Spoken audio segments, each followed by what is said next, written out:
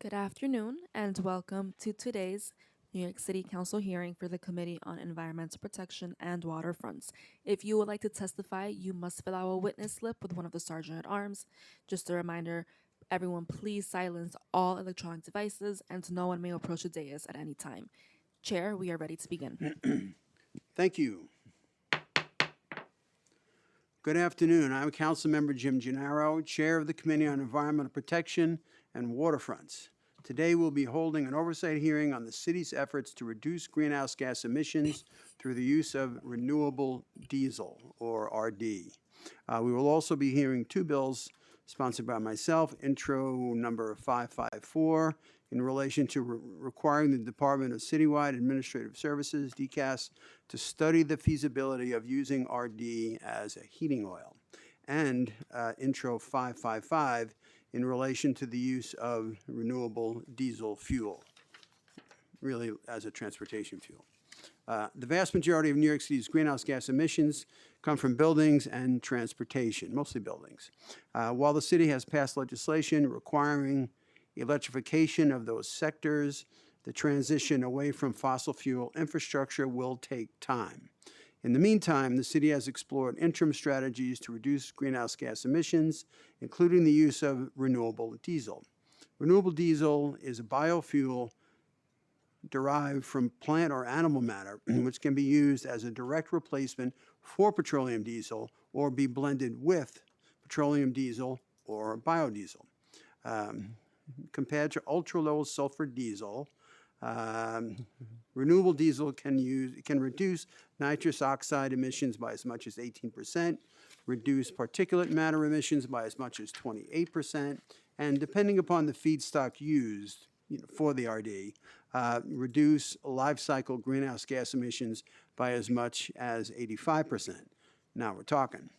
Now we're talking is not written here. I just added that in, The legislation being heard today aims to leverage renewable diesel's potential as a replacement for petroleum diesel or biodiesel in both heating and transportation applications. Now getting into the bills, intro 554 would require DCAS to study the feasibility of renewable diesel to heat publicly and privately owned buildings in New York City. The study would build on prior research by DCAS. DCAS is doing a great job on all this stuff. They are killing it. Would build on prior research by DCAS to provide an updated assessment of potential benefits of and barriers to using renewable diesel for heating, evaluate whether such use would affect compliance with the city's electrification and climate change laws, and recommend new policies related to the use of renewable diesel for heating. Intro 555 would codify the good work that DCAS has already done to transition the city's motor vehicle fleet to renewable diesel. The bill would require that all city-owned or operated diesel fuel-powered motor vehicles be powered by renewable diesel beginning in July of this year. The bill would also require a DEP to report annually on the number of such motor vehicles powered by renewable diesel fuel. I look forward to hearing today from our city agencies and members of the public about these bills and about renewable diesel's potential to support the city's ongoing greenhouse gas emissions reduction efforts. I would like to thank the committee staff. Here we go. Legislative Councils Natasha Bynum and Sarah Townsend, who just came out to the dais a moment ago, Senior Policy Analyst Ricky Chawla, and Financial Analyst Tanvir Singh, as well as, okay, thank you, Hal's. It's my brand, Hal's. From Brooklyn. I'm from Queens. I would like, okay, so I mentioned Natasha right here. I mentioned Sierra.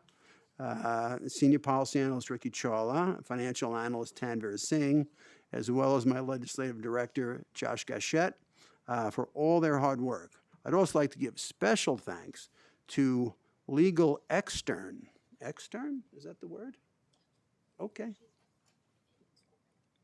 Oh, okay. Right, John? Okay. Legal Extern, Bianca Mikolas, for her great work on the committee report for today's hearing.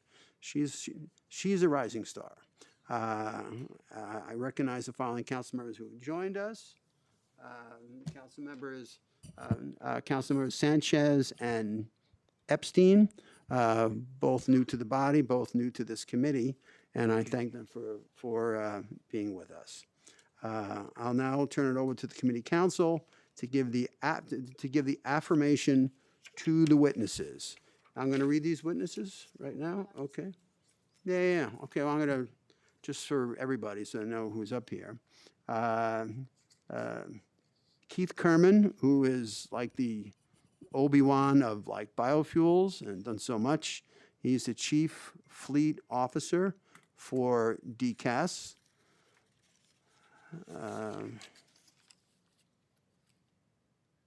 Okay. Sarah Osana, okay. Barakat, okay. Thank you. Also from DCAS, okay. Tara Khalil from Department of Buildings, okay. Thanks very much. And Carlene McLaughlin, whose impeccable handwriting makes it very easy for me. Good to see you, Carlene. Okay, now we got the oath coming at you, or the affirmation coming at you, then we'll. And everyone, please raise your right hand. Do you affirm to tell the truth, the whole truth, and nothing but the truth before this committee and to respond honestly to council member questions? Great, thank you. You Okay, may I'm begin. getting ready. So on the record in front of the camera, it's just like Hal's great seltzer, you know? So I don't know if that's legal, what I just did, but just, or Hal's seltzer, I like it, okay? So tone it down a little bit.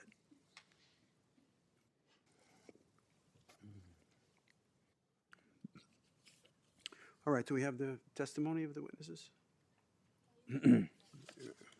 Okay. Oh, just going for, who's here from CLA? You're here from CLA, right? What's your name? Even though it won't be on the record, but I'll hear it. Jacob Hunter. I'll mention to you and to the and to our council that, you know, when we have a hearing, I need like large font. I need large font testimony. I do not see very well, but I can figure this out. And so thank you. And I guess Keith, you're gonna the testimony starts with my name is Keith Kerman. So I think that's you. So. Okay. Oh, so, you know, please continue with your good testimony. Well, let me get out my pen so I can make little notes. Okay, thank you Thank you. very much. Good afternoon, Chair Gennaro, and members of the committee. My name is Keith Kerman. I'm the Deputy Commissioner for Fleet Management at the New York City Department of Citywide Administrative Services, DCAS, and Chief Fleet Officer for the City of New York. I'm here with Sana Barakat, Deputy Commissioner at DCAS for Energy Management, and the city's Chief Decarbonization Officer, and also our colleagues from DOB and the Department of Environmental Protection, who you just introduced. Thank you for this opportunity to illustrate the city's ongoing fleet sustainability efforts, including the utilization of renewable diesel, as well as comment on the proposed legislation to codify the use of this biofuel. Additionally, I thank you for the continued partnership between this body and the city in furtherance of promoting a cleaner municipal fleet for really decades of work together. In 2015, the New York City Mayor's Office and DCAS rolled out the New York City Clean Fleet Plan, whose goal was to reduce greenhouse gas emissions from the city fleet by 50% within 10 years, which we refer to as 50 by 25. New York City Clean Fleet outlined 3 core strategies: electrify the fleet as quickly as possible, implement efficiencies aimed at further lowering carbon emissions, including through the use of hybrid vehicles and reducing the overall size of the fleet, and replace fossil diesel fuel with much cleaner biofuels. In the 10 years since the plan was introduced, DCAS has maintained the focus, and the fleet will achieve 50 by 25. Today, the city operates the largest electric vehicle fleet in New York State with 5,735 EVs and another 410 units currently on order. DCAS also operates the largest electric vehicle charging network in the state, with 2,424 charging ports currently in operation, including 415 fast chargers and 161 solar carports. We are installing more electric vehicle charging every month. DCAS operates over 4,400 hybrid vehicles, and through our fleet office of real-time tracking, called the FORT, we have successfully decreased the size of the city fleet by 7% since fiscal year 2018. We have also implemented right-sizing measures, including SUV reduction. The city unequivocally seeks to achieve zero emissions for its fleet through electrification, in accordance with Local Law 140. Until we can feasibly electrify all aspects of city fleet operations, for example, snowplow trucks, DCAS has been implementing various biofuels, including biodiesel and renewable diesel. These two fuel types are not fossil fuels. Instead, they are produced from feedstocks, including waste animal fats, used cooking oil, soybean oil, and corn oil. These fuels achieve substantial greenhouse gas reductions through the fuel production process. Biofuels can achieve reduced emissions of harmful chemicals like sulfur, carbon monoxide, nitrogen oxide, and particulate matter, depending on blend and feedstock when compared to the combustion of fossil fuels. And a study could present an opportunity to better understand criteria pollutant emissions with biofuel and heating oil. For many years, DCAS used blends of 5 to 20% biodiesel in fleet vehicles. DCAS sought to take the city's biofuel program further by substituting renewable diesel for the remaining fossil fuel to go to 100%. Renewable diesel is made from the same waste and renewable feedstocks as biodiesel, but is manufactured to the same ASTM standard, American Society for Testing and Materials, as diesel fuel, and can be used in all trucks, off-road equipment, and underground storage tanks. Today, DCAS uses renewable diesel in every make, model, and year of its fleet equipment, emergency and non-emergency, on and off-road. Most notably, renewable diesel is clear in color and has no foul, nauseating smell. Whereas fossil fuels consist of hydrocarbons, also known as aromatics, such as benzene. In addition to their strong, unpleasant odor, these chemicals are carcinogenic. Through our use of renewable diesel, DCAS has reduced exposure to these dangerous chemicals, thus improving workplace health and safety for thousands of city drivers and mechanics and our fellow New Yorkers as a whole. I wanted to bring a demonstration of canisters, one with renewable diesel, one with regular diesel, and you could see the smell, and then it occurred to me it probably wasn't a good idea to bring fuel into this building, so I didn't do that. But come to DCAS and we can do that for you. Yes. We certainly appreciate I didn't want to that. get arrested before the hearing. Yeah, and you have a keen grasp of the obvious, Yes. so I appreciate that. Yeah. In 2018, DCAS implemented a 1 million gallon demonstration project for renewable diesel and worked with the fire department and the New York City Department of Environmental Conservation to obtain authorization to utilize the fuel. Once approved, DCAS became the first major consumer outside the western coast of the United States to adopt this fuel.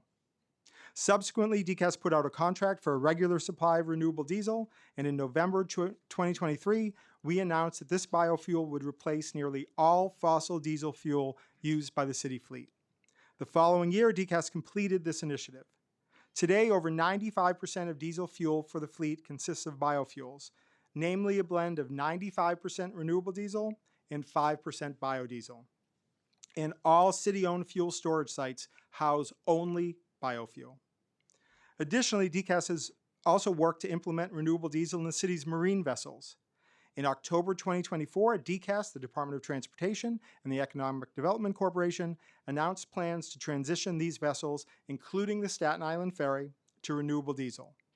And both DCAS and DOT collaborated to test over 1 million gallons in the ferries before jointly announcing last June that the system had fully transitioned to renewable diesel. The Staten Island Ferry fully uses renewable diesel and has now for 8 months.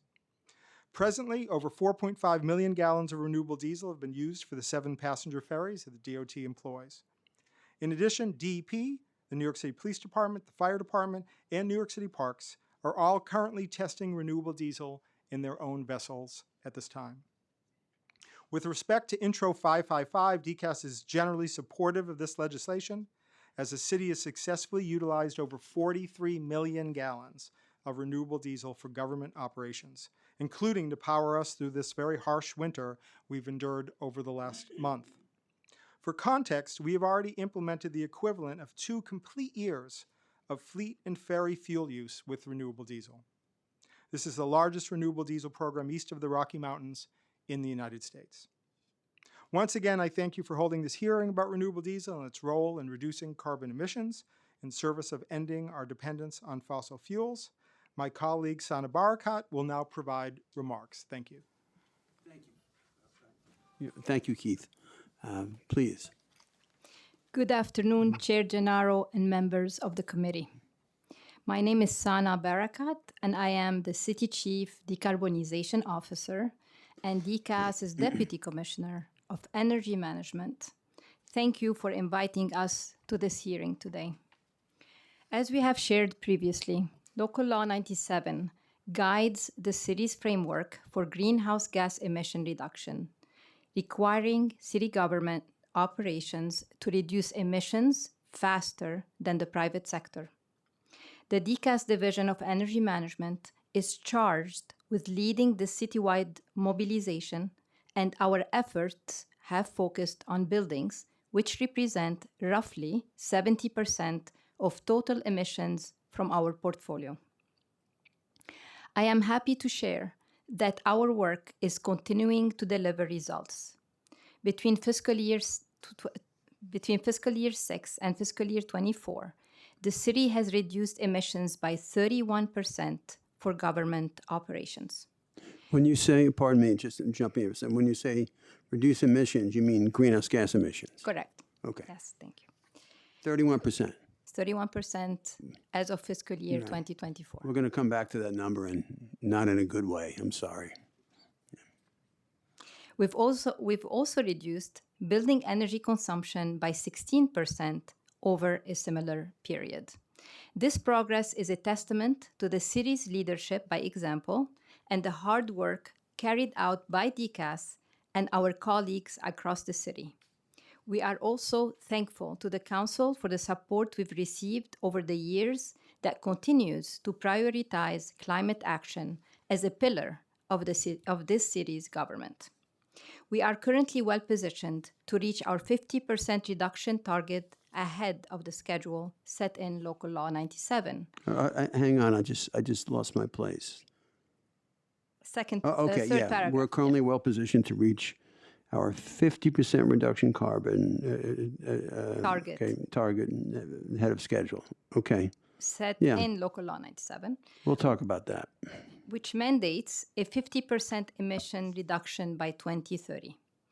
This leaves us looking towards the future and longer-term decarbonization. We Oh, believe hang on, I'm confused. A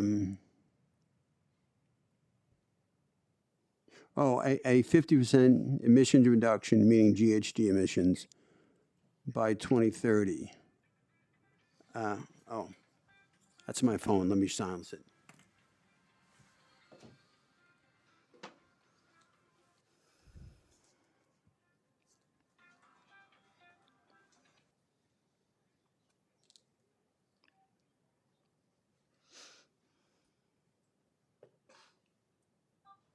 I'm silencing.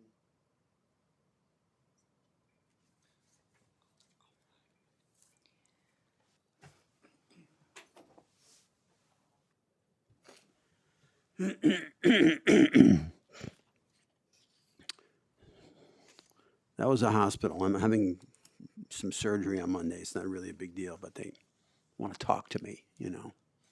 They're lucky if I show up, you know. I will call them back. Okay, so 50% by 2030. Yeah.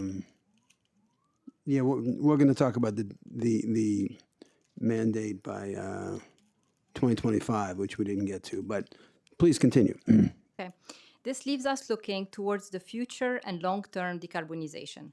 We believe renewable diesel holds an important place in that long-term strategy. Our projections indicate that full-scale replacement of heating oil with renewable diesel would allow us to achieve up to a 6% additional reduction from our fiscal year 6 baseline emissions.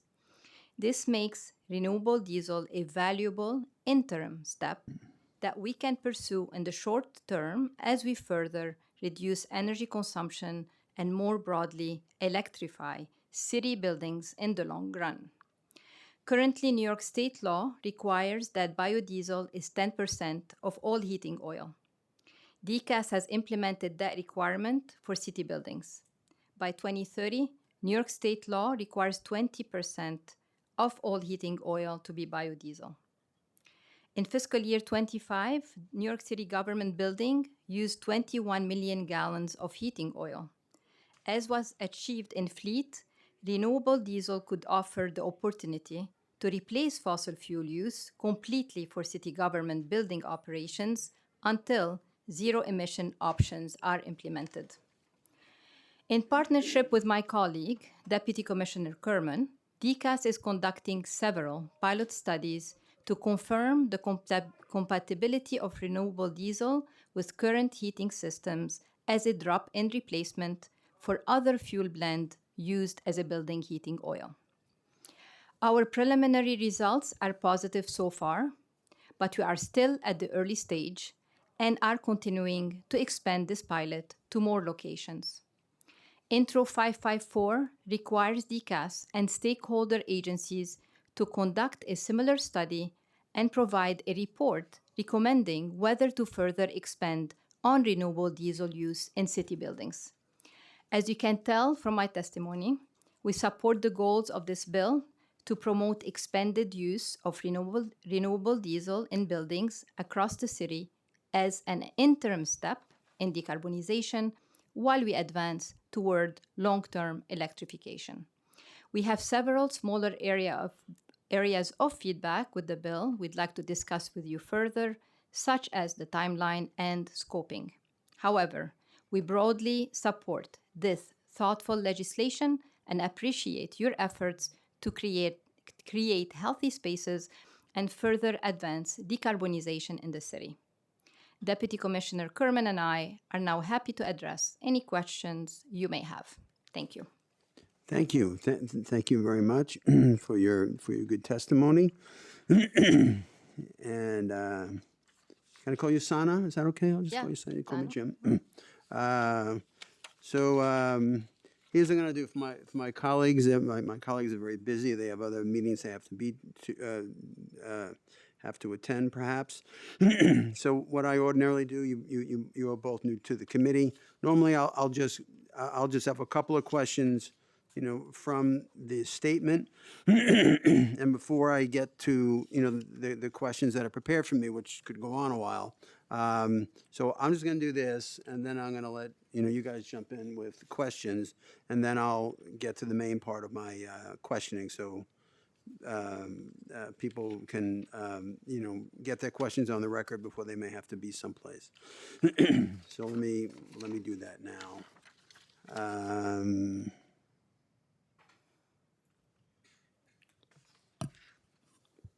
Okay, I made some notes here. Yeah, why don't I? Okay, let me go to the very end. Sana talked about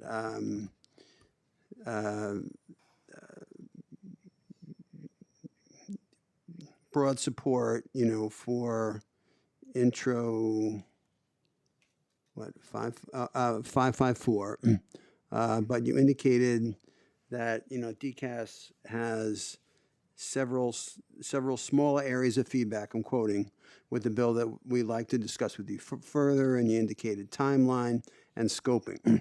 This is the kind of thing that this is the public hearing, and, you know, we've got the committee members here and the council and people in the audience and people who are watching it streaming, you know, to the extent that we can get those types of things like on the record, that's really better. So when you're talking about timeline, okay, a couple of sentences on that would work, and scoping, okay. I mean, as much as we can put on the record, because what we're doing is like setting up like a, you know, behind closed doors sort of meeting about that. I would prefer just going further, and this is for anybody who testifies for the committee, if they have, you know, if they have, you know, modifications that they have to the bills that are a subject of the hearing today, I prefer, you know, to the extent possible, to put that on the record.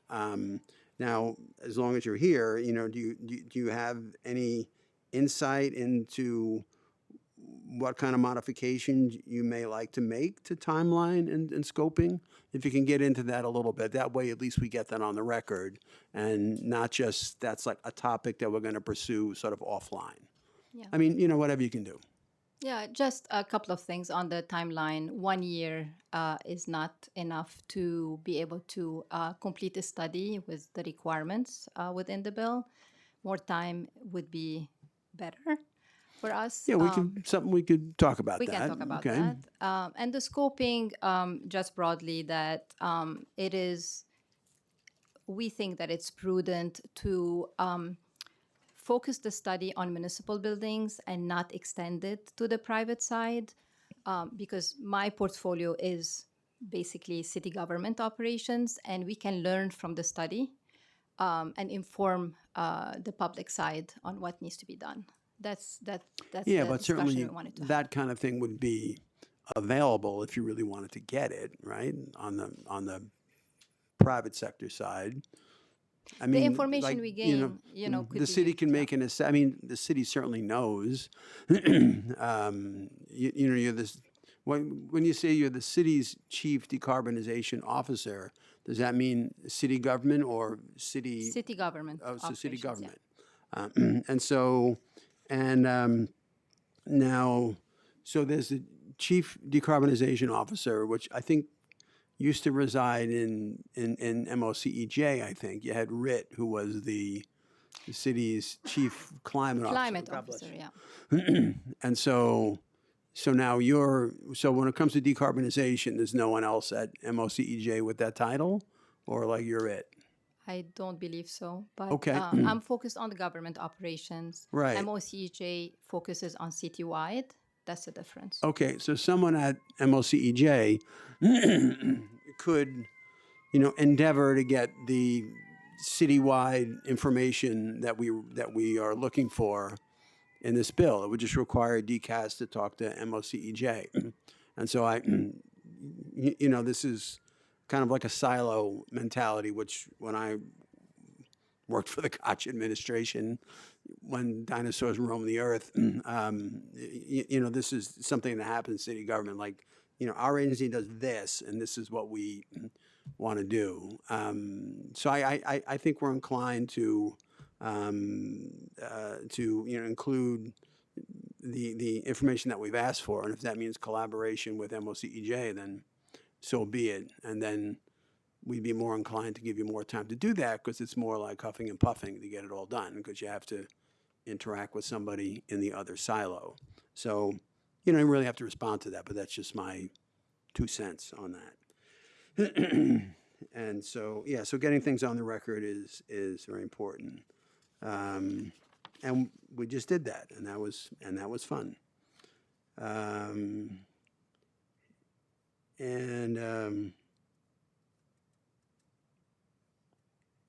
This is one for Keith. Now we've had, you know, biodiesel. We go back on that when I first did the first biodiesel bill, however many years ago that was. I don't even know. 2013. 2013. Okay. And so that was, you know, that was a very big deal. And one of the, you know, one of the issues back then was the sustainable, what was getting the biodiesel in a sustainable way. We had at that time, maybe they still call it this, there was what was it? It was the Biodiesel Sustainability Board or whatever. It was like a national organization or whatever that was really pushing for the use of biodiesel. But there was a question back then about, the way to produce the bio part, in a sustainable way. Back then, there were arguments about people were clear cutting rainforests in order to grow soybeans. We're like way past that, but that was an issue.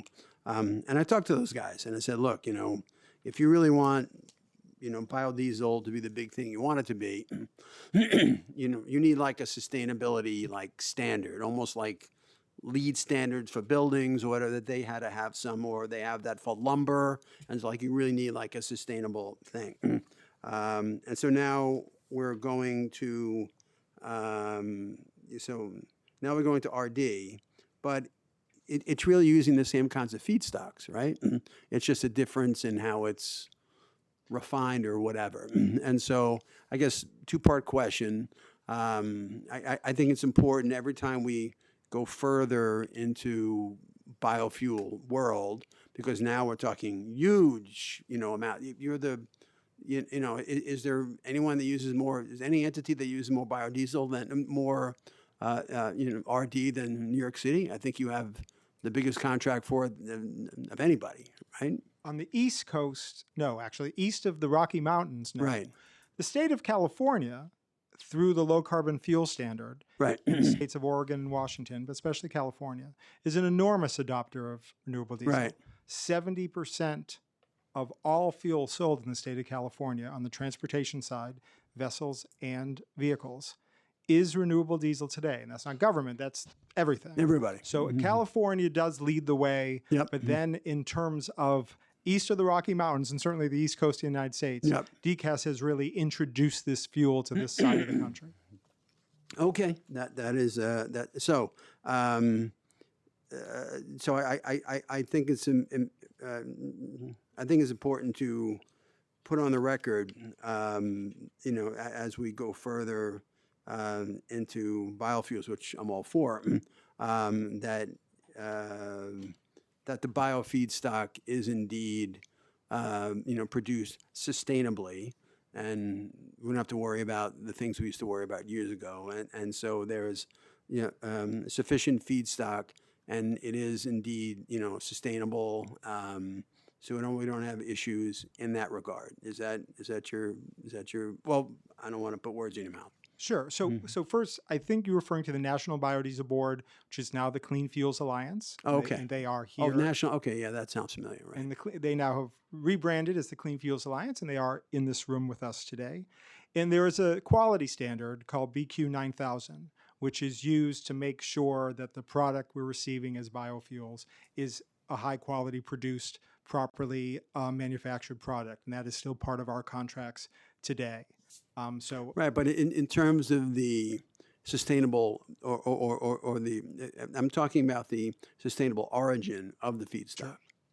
That's really what I'm looking at. Yeah, absolutely. So one other addition, two aspects to that. One, we have the Bureau of Quality Assurance, which are the quality assurance and technical inspectors for the city. So they do all the inspections for fuel to make sure it meets all of our specifications. One of those specifications is ensuring that it is in fact 100% biofuel. And so right off the bat, we are testing every week to make sure that when we are buying 100% biofuel, that is what we're getting at a technical level, that's what's going into the vehicles.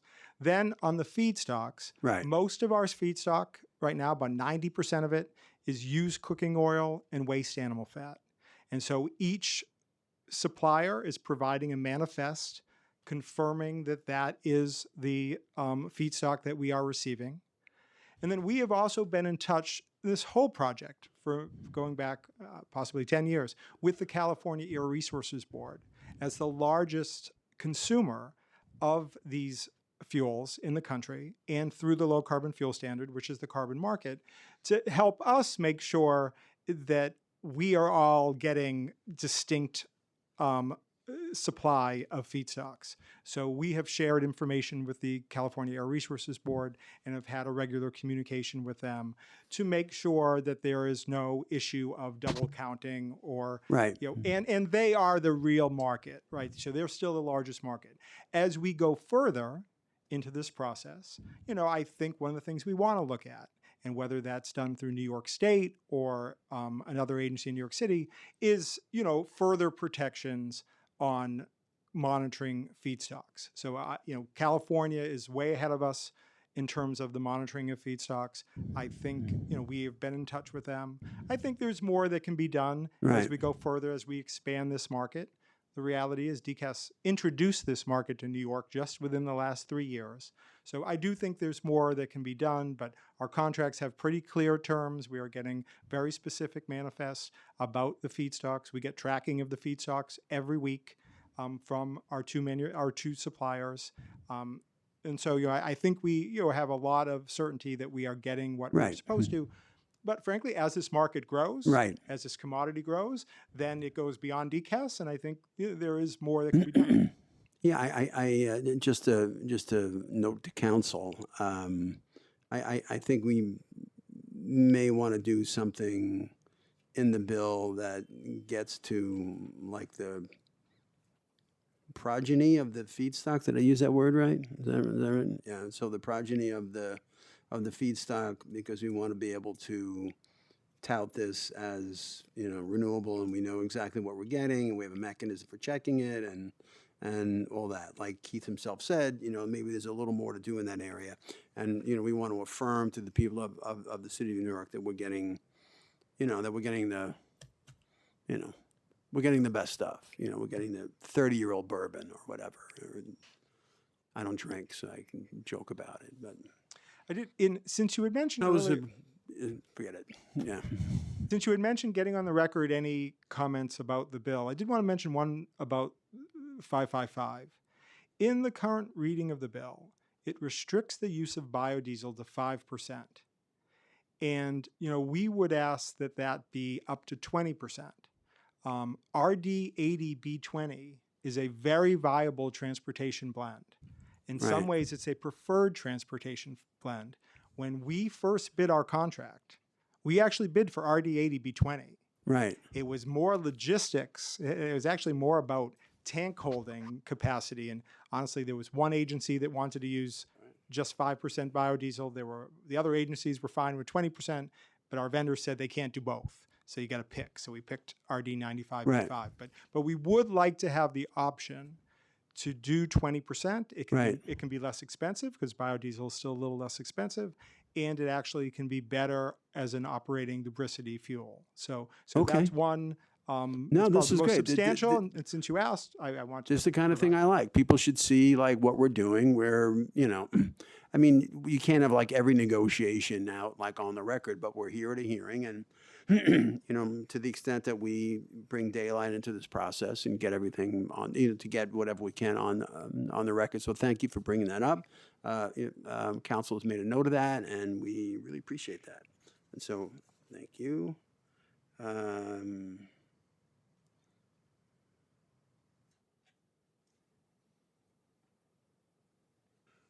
Okay, we kind of covered that. Right, we covered that.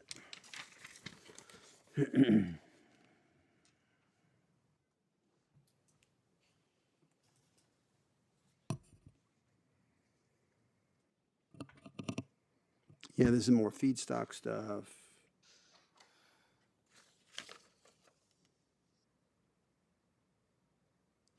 Okay. Here's where I put in my bad guy hat a little bit, Sana. And so in 2008, I authored the New York City Climate Protection Act that required 30% reduction in GHGs in the New York City government sector by 2017, and a 30% reduction in the city overall by 2030. And those were not goals, those were mandates, even though the speaker's office had just like, just make it a goal because, the administration, Bloomberg at the time, didn't want to make it, didn't want to make it a mandate. And their complaint was that if they make it a mandate, then the city would actually have to do it, And I'm like, well, that's the point. When it set a goal, I want to do a mandate. So it was 30% reduction city government sector by 2017, 30% reduction in city overall by 2030. 2017 came and went. I was not in the council at the time. I left at the end of 2013 and came back in February 2021. So when Local 97, which you make reference to in your testimony, was enacted in 2019, whatever it was, right? 2019. The negotiations for Local 97 were that DCAS, i.e. the city, was out of compliance with the mandate from the New York City Climate Reduction Act of 2008, whatever the bill number, like whatever the law number, local law numbers. I don't even know. I just know that was when it was done. So the 2017 deadline for 30% in city government operations came and went. It was now 2019. I don't think the city was very close to the 30% mandate. So even in 2019, 2 years after the thing was over, so whether it was the council or whether it was the administration or both, took the opportunity to put in language that would supersede the language that was in my law from 2008, which was 30% reduction in the city by 2017. So Local 97 said, okay, forget about 30% by 2017.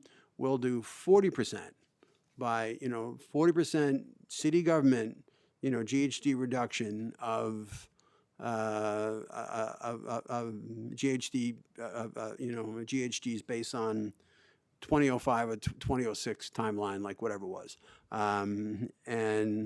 But yet you come today and say that, based on, it's in your testimony, the baseline.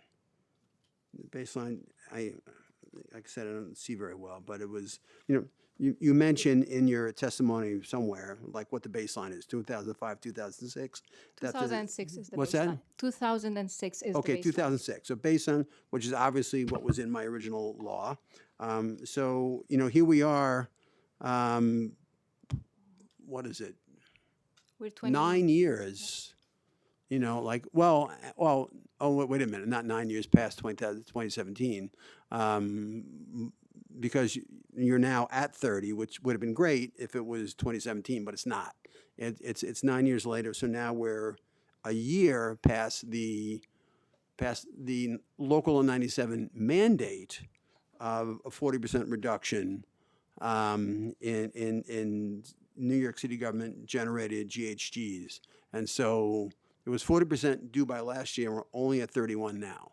And so the last DCAS commissioner, Molina, you know him, he came to meet me in my office, and he was at a hearing once too, and where I put this on the record. I said, look, I just want you to come up with, with a memo. Just tell me what you can do. Tell me what you can do. Like, you're out of compliance. I can get an environmental group to sue you tomorrow, but, we don't have to get all in each other's face. He's a very sweet guy. So he produced a memo that had some, I forget what it was, but he said, okay, like we'll get to the 2020, because back then it wasn't 20, it was 2024 or whatever it was. And so, like, I knew he couldn't get it done by the next year, 2025, get to 40 like that. But it's just like, I need to know when you're going to be in compliance. And what we always get, just like, the law that I passed that had a mandate of the 30% reduction by 2017, that didn't happen. And so in 2019, it was 40% by 2025. That didn't happen. And now we have testimony that says, like the next deadline is like 2050, and like we're going to beat it, but we're out of compliance right now. And so I'm going to need to know, when because that is tantamount to the city being out of compliance with Local Law 97. Now, every council member goes back to their district, and they hear co-ops and everything, and everyone's yelling and screaming about how all of a sudden, the climate problem is my co-op's fault, and we either have to do all kinds of stuff that we can't afford, or we're going to pay fines on top of that, that's like a real heavy lift. But the city is able to write itself a pass, so they didn't meet their, so my constituents had a 2025 Local Law 97 deadline, at least like the 10 or 11% of the buildings that had to do something significant by 25. Most don't. Most, it's like 2030 is the big date. So difficult for me to sort of go back to my district and explain to co-op owners how they have to do X, Y, and Z, and particularly those that had to do something very expensive by 2025, and the city that had in black letter law that they have to get to 40% GHG reduction by 2025, which was no surprise to them, the law having been written in 2019. They had 6 years to do it, and we are not close. So I don't know. I mean, I need, and this goes to CLA too. I mean, I need something in writing. Like, you just can't, just like my constituents are going to get, kicked in the pants if they don't do what they have to do by Local Law 97. How does the city get away with just like not doing it and just say, don't worry, like when it comes to, the next deadline of 50%, when is that? The next deadline for 40%? Yeah, whatever. You mentioned some other thing that said like the next thing and that you were going to surpass it. It's in here somewhere. The 50% we will surpass in 50% 2030. by what? By 2030. So 50% by 2030. We will surpass 50% by 2030. By 2030. Which is the mandate. And like that I love, but you're out of compliance now. Right. And so we need like a timeline to get to that 25%, to get to that 40%, which is already a year late. I cannot go back and sell Local Law 97 in my district when I'm not doing everything I can to get, so the city can write itself, my dog ate my homework, but my co-ops can't do that. And so I got to be able to go back there and say, look, I was up there, I was like tough with them.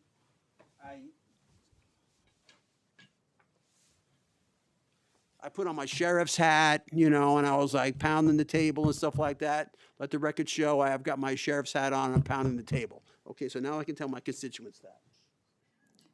And people are going to be able to see that, Gennaro acting like a fool like 50 years from now, and so it is a nice hat, though. My wife gave it to me. Everyone thinks it's a nice hat? Very good. Okay. I'd So like to respond. So that being said, where are we? And what should I reasonably ask for? I mean, I think I'm asking for, DCAS's best assessment of when it is going to come into compliance with the 2025 40% GHG reduction mandate, which was not a suggestion.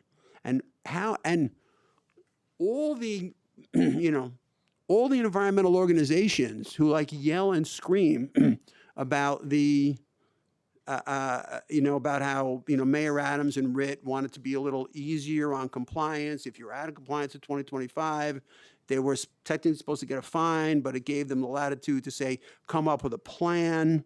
We don't want your money, we want your carbon. So if you have a good faith plan, we'll take that instead of a fine. There were protests in front of City Hall every day, how dare the ad administration let people off? Why they're letting you off, I don't know why. I mean, you guys should get sued. You're out of compliance with the law. I think the environmental groups are sleeping. It's just they pretend to care about Local Law 97 when it comes to my co-op owners. When it comes to the city of New York, they couldn't care less. So that was, anyone who represents the environmental community, you should come here and explain why you're not suing the city. except you're out there like yelling and screaming at my co-ops or whatever. I really am a nice guy. So anyway, so that is of concern to me, and I think other members, because particularly like the newer members who are going around, and getting hell from their co-ops about, local 97 compliance, which they're doing. If our constituents have to do it, then you got to do it too. And so we want something on paper, like when are we going to get to 40? We're at 31 now. When is 40 happening? That's the least. That is a lot easier than dealing with a lawsuit from some, an environmental group. You can respond to that or just, I'll respond. okay, please. Yeah, a couple of things. The memo you were mentioning, we had that in that memo. We do show how we're gonna get to the 40%. Yeah, but that's Molina. So I That's can't. me. That's me. That's my team. Okay, Right? right. Oh, he asked you to write it. That's right. Like Okay. our energy management team do the planning and the implementation of decarbonization for city government. Right. So What did that say? the memo says we showed basically that we will be able to meet based on our projects in the pipeline and with Shippey coming online in the spring, the combination of both, we will be able to meet our 40% by 2027, fiscal year 2027. So And we next year, testified. you're going to go from 31 to 40 in 1 year. So 31%, just to clarify, is per fiscal year 2024. And we've been doing about 4 to 5% a year. But you're positing that this is the number right now. I mean, yes, it was from. It's per fiscal, because we published, the data is published. There is a lag, about a year and a half lag with the data. Okay. So the 31% is per fiscal year 2024. It's not 2025. Okay, so And we've been doing about 4 to 5% reduction a year. So how much reduction? 4 to 5%. Between fiscal year 24 and 23, we did about 4% Okay, GHG reduction. so even though your testimony says 21, like you say, it's more, right? 31. We said Oh, 31. 31%. So it's 31 now, but there's a lag. So you would say that is A actually lag in more pub- than that. We'd a have to lag in- calculate it or whatever. Yeah, a lag in publishing, a lag in publishing. Okay. So with the last data we published was in fiscal year 24, and that showed to be 31% reduction. So we still have a year away from Right. fiscal year 25. We're also, we have a bunch of projects in our pipeline. We're investing about 1.4 billion in the next couple of years to implement more projects, and we will get there. Why don't we update that memo? Okay, why don't we update that memo, because life has changed a little bit, or whatever it is. So We can do so that. we have that memo. So if you update that, get it to the council, to the committee, and it's not my By the way, I'm not an actual sheriff. I just play one when I'm really just the chairman, whatever. But I mean, we get slammed when we go out there. And they're like, every time government wants to do, anytime people are called upon to fulfill a government objective, they like subsidize it. So, government wanted me to buy an electric car, and I bought one, and I got like a ton of money from like the state and a ton of money from the feds. They want me to put solar panels on. Okay, big subsidy for that or whatever. But when it comes to local 97, nothing. It's just like, this is a government objective, and guess what? You all have to pay for it. And so your co-op goes, and so that's just the way the law was written. Okay, whatever. I don't think it's particularly fair. I mean, I hear the mayor talking about some sort of subsidy or whatever the heck, I don't know. But I mean, it is very, very difficult, for us to kind of, go out there and talk about local 97 compliance and have. I was the first one to have 97 in your district, and I had the New York City Accelerator and everybody, and I preached the gospel that anyone who is, trying to comply with local law 97, who is not dealing with the New York City Accelerator, is doing it wrong. It's like, so I'm trying to get it done, but it's just like, I really demand that the city do do its part with its. You got a lot more resources than my constituents have, and so, pardon me in a way for, because I really respect this panel, but we're the ones that have to go out there and like sell this policy, and for them to, and the co-op owners aren't stupid, like the board presidents, or they're not, like they're knowledgeable. Stupid's a bad word, but I mean, like they know what's going on, and so they know the city is not complying with local 987, and then they throw that in my face. What am I supposed to say? And so I said, all right, I'll put on a hat, I'll bang the table, which I did, and so, but we want that memo, and I appreciate it. I appreciate all the work you've done. You're trying to do what you can with the resources that you have, but our constituents have to follow different things. So meanwhile, I went way on, and so I'm gonna now I'm coming back with like the real questions, and so it is my pleasure to recognize Councilmember Epstein for his debut EPW committee, and he's even tougher than I am. Look at, do you want the hat? I'm all right. Yeah, thank you. Thank you, Chair, and thank you all for being here. Is there investment in renewable diesel that conflicts at all with your investment in moving the fleet to electric? No, we are pursuing both sides. So there's a capital investment on for the biodiesel? No, there's no capital side to the fuel program whatsoever. It's all an expense investment.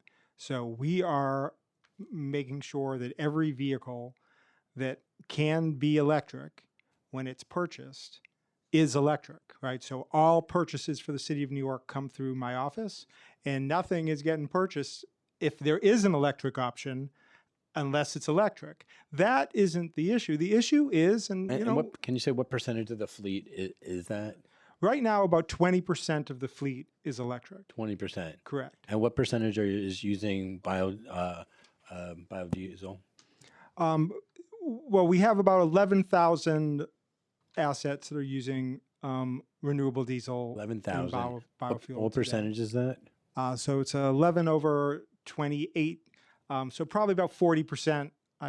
So 20% electric, 40% biodiesel. That's correct. And the transitions to electric, what does that look like every year over year?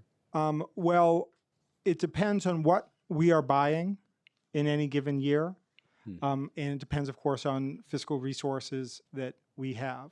So, what we can say is that every vehicle that can be electric is when an agency comes to replace a vehicle, if it has an electric option, that's what we're buying. And that's what we continue Only to electric, do. not hybrid plug-in, just full electric? We are mostly, so go back to the early electric program. We were probably about 50-50 plug-in hybrids and then all electric, battery electric. We are now 80-20. 80% battery electric, all electric, and about 20% plug-in hybrid. And I far prefer battery electric. Battery electric's where you get the environmental benefit. Battery electric's where you get the maintenance benefit.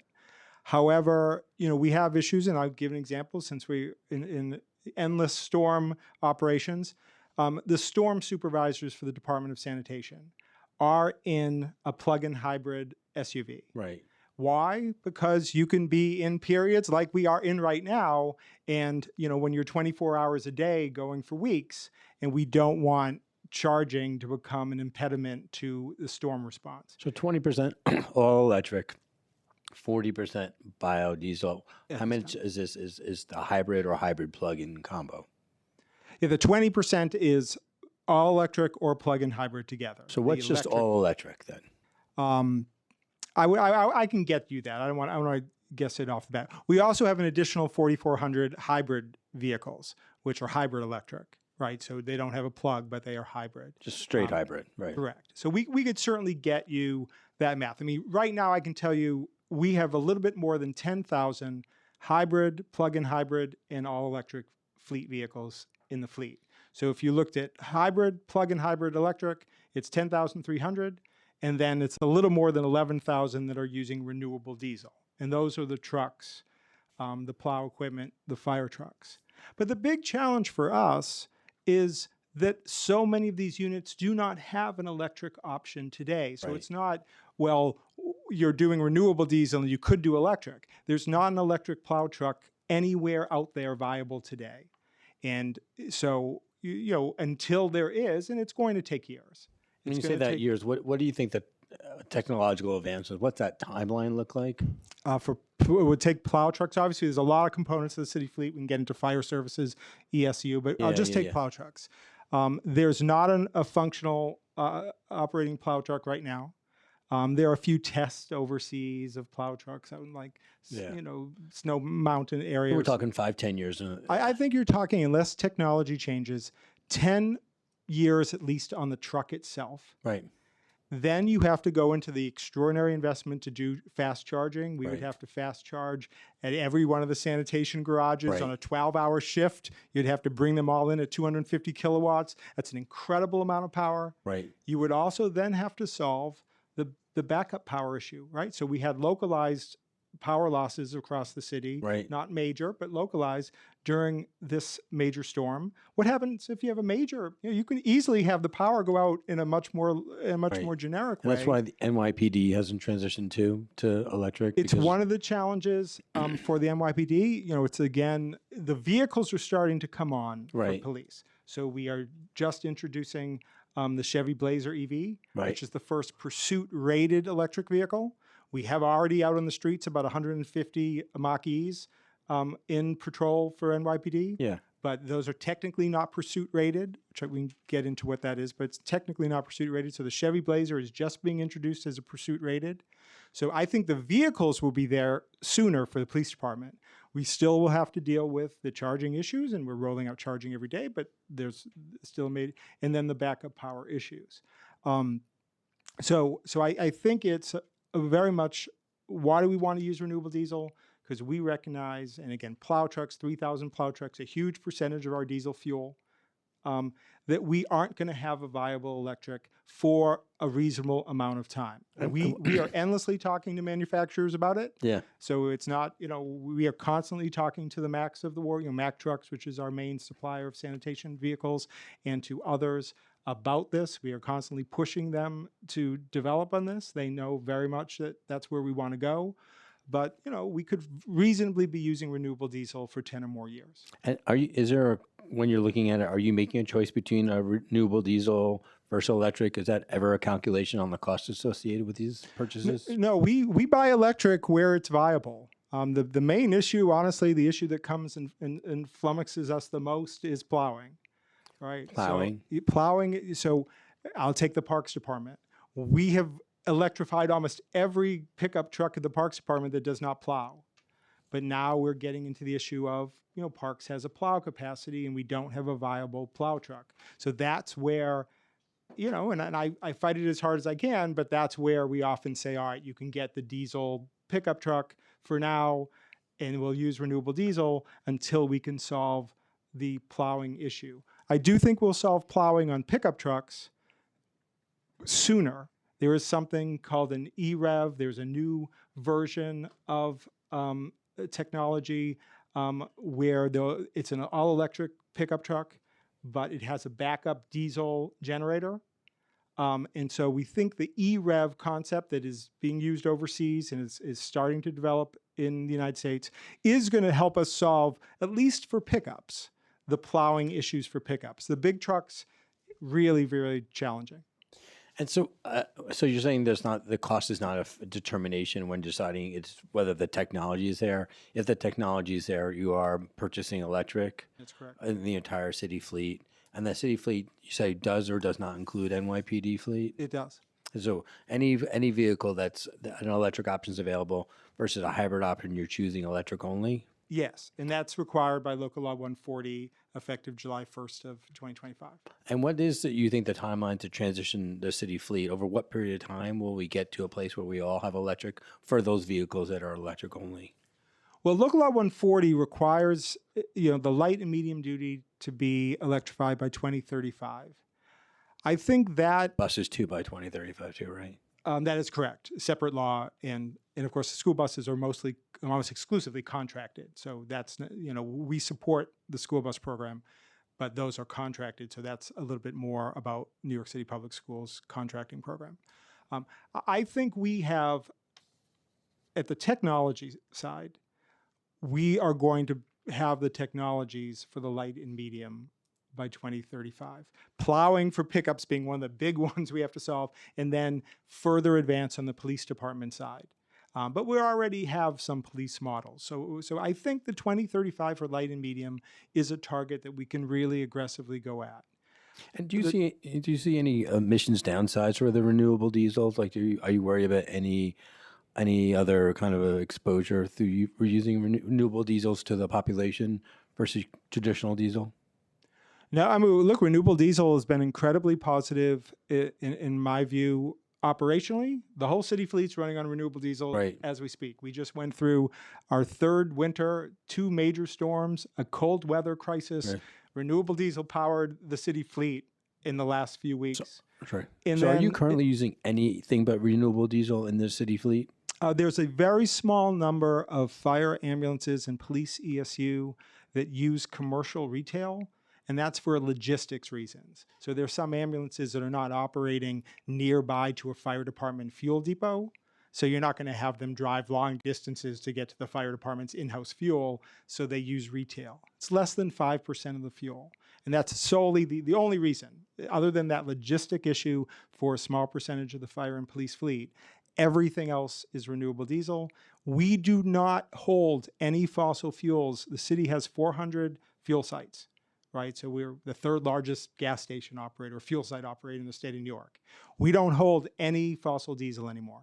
We only deliver renewable diesel to our in-house fuel sites. If an ambulance needs to use retail because it's too crazy to drive, I can't drive an hour to the FUI site, then we allow that. But other than that, the whole program's renewable diesel. Even, as I testified, even the smell aspect of it. Right. The zero smell, the zero benzene, Can I ask you, enormous besides benefit. renewable diesel and electric, are there any other types of vehicles that you're purchasing? Are you using any like hydrogen technology, or using anything else? Are you just using renewable diesel and electric or the hybrid? Yes, right now the whole sustainability program is renewable diesel with that 5% biodiesel, or the variations hybrid electric, plug-in hybrid electric, battery electric. Soon this EREV, this additional type of electric with this backup generator. We used to have natural gas. We do not employ natural gas any longer, and it's a longer discussion. We monitor hydrogen. And hydrogen is a very fascinating potential. Zero emissions, water vapor emissions at the vehicle, scalable. Some of the issues of scalability that impact electric and plowing would not impact hydrogen. Hydrogen could be vehicle class 1 through 8 off-road, across the board, very scalable. As a fleet manager, you would love hydrogen. The issues on hydrogen are all the infrastructure. The storage and all. Storage, and of course, currently you can't move it legally. I mean, so there's a fire department component. There's the infrastructure components, which are substantial. There is movement in hydrogen in Europe, in California. We monitor it. It's not impossible 30, 40 years from now that hydrogen really does become the full scope transport answer. We're just not there yet. Thank you. Sorry to take up so much time. Appreciate that, Chair. No, it's fine. I purposely didn't set a time for members to ask questions. I figured this is like the honeymoon hearing, and so I figured just let people go for it. Plus, it's just us, so it's all good. Thank you very much, Councilmember. I recognize Councilmember Sanchez for questions. Thank you, Chair. Thank you, everyone, for all of the time that you've already been on here. What you'll learn about me very quickly is I hate a feasibility study.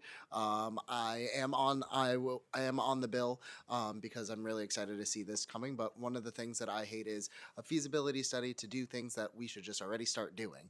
And so, can you explain to me, is there other opportunities in addition to a feasibility study to just actually start getting to work? Is that including a pilot study that we can start helping you see actually actual city buildings going through this process? How can we start actually getting to work on doing these big transitions instead of, giving you more studies and more work to do rather than letting you get to work? The council member, I think I'd like to try and answer that, if that's okay. Yeah, and so I'm a witness now, and so yeah, like when it comes to using because we've got the statewide, we got the statewide bioheat mandate, and that the only fuel that you can use to fulfill the statewide mandate is biodiesel. It doesn't allow for RD. I mean, we're ready to go with that. I mean, I want to do a bill that said, let's just, let's have, rather than, because we're at what, B10 now? That's correct. We're at Yeah, B10, so we're- fully implemented so, through state law. We're at B10. I said, okay, rather than using B10 for biodiesel, let's just use B10 for RD. It's a better fuel, like the refining process, whatever. It's just good things about it. But in order for us to do that, we would violate state law, and so we wanted to kind of like get the ball rolling. And so the best we could do, and I'm with you on like studies. When it comes to studies, it's just like I don't generally like to do that, but let's get information going. Let's build like a groundswell for the state to have a little more flexibility to allow RD to fulfill the statewide bioheat mandate. I mean, what the state does is not my business. I mean, for the rest of the state, but I mean, for New York City, it'd be great if we could just say, we know RD, we bought a ton of it, we love it. We could have private purveyors have that to fulfill our B10 mandate, which we did in local law, but now the state is in the picture, and the state is controlling, what you can use to fulfill like the bioheat mandate, and it's only biodiesel. So we can't tell the state what to do, and so that's where we are. And I'm just as frustrated as you. I might put the hat on and bang the table too, just so it's stated, but I won't. So. Do you have anything to add to that? May I add something? Okay, so we agree that, doing something ahead of the study. So we started actually doing pilot testing at one of the schools. The results were very positive. In fact, the operators are happy because the working conditions are better, cleaner air. And it's showing that it could be a drop in replacement of fuel, of regular heating oil. So it's going well, and we're about to launch another pilot study at another school Is there before the end of the heating season. Oh, that's what I was going to ask. Is Yeah, there opportunity yeah. to expand this pilot study? Yes. Are you aware of any existing bills that would formalize a kind of pilot study in a localized area? Would that be something that the administration would be interested in looking at? Look, And if I But, could I also, think you have the first bill out there on this topic, Right. And so we, as and part of the Simon bill, has because testified. part of the study is to do testing. That's like built into the bill. Absolutely. So as we've testified, there are a few minor issues, and we've already talked about, but we want to support. One thing I'll say a little bit about bioheat. So first, of course, we are using bioheat, biodiesel, 10% of all fuel. It's going to be 20% of all fuel effective 2030, and that's statewide. But we always try and lead. So we were the first to do B5. We were the first to finish B10. We'll be the first to finish B20. One thing about renewable diesel, and there's no one more excited about the potential of doing this until we can get to zero emissions than I am. However, whereas California led on transportation and renewable diesel, right, extensively, right, enormous program. And then we did the technical work to bring it to New York, which itself was years. We worked with the fire department, state DC, DEP for a long time. The fire department doesn't quickly let you switch the fuel out, right? We did a lot of work, and the fire department was an extraordinary partner in this. There isn't as much implementation. I think some of the later testifiers will talk about.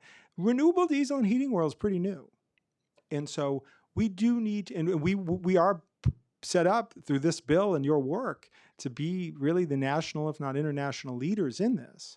But I do think there's some due diligence that has to be done, and that's what we've started together in doing the testing. So So I do think, everyone in this panel, we do want to test it. We do want to work through with the industry that it's compatible with burners, or if there's anything you need to do, what do we need to do? So there is some work. We've already begun that. This bill is going to help us codify it all. But that's not, I'd love to say do it tomorrow. I'd be the first person to do it tomorrow. But I do think there's some due diligence we have to do. And we really will be the leaders in heating oil. California, in fairness, DCAS was the leader in bringing it to the East Coast. California was the leader in implementing it transportation. We really, New York, will be the leaders in renewable diesel and heating oil. And have you had boots on the ground in California, seeing, meeting with your counterparts there, understanding, what are best practices, and, as you're bringing that over, to New York, have you ever been able to there's one thing about reading a study and seeing it and being able to physically be present and understanding, those things. So just For wondering. renewable diesel, it began in San Francisco. We went out, I went out to San Francisco to meet with the city of San Francisco with the Clean Cities Alliance. And I know New York Clean Cities is here today. That was actually how we began. We went out and we were talking to San Francisco, and their fire department was using it. And we said, hey, and we have had a regular communication with the California Air Resources Board, as I mentioned earlier, about this program. So absolutely, yes. Interestingly enough, though, I did not believe there was a lot of renewable diesel and heating oil used in California. Right? Heating oil is kind of more our problem. And so I think it's going to be the opportunity for us to really lead in this aspect of using renewable diesel. Are there other places around the world, other cities internationally that we should be looking at as we're gathering research, as we're looking at, potential partners that are using heating oil? I was going to say I'm not aware, but the study would inform us of such information. We can always look at what's been done elsewhere and learn from it. Awesome. Thank you so much. Thank you, Councilmember Sanchez. Appreciate you being here, being on the committee, and we got a good little committee, and so.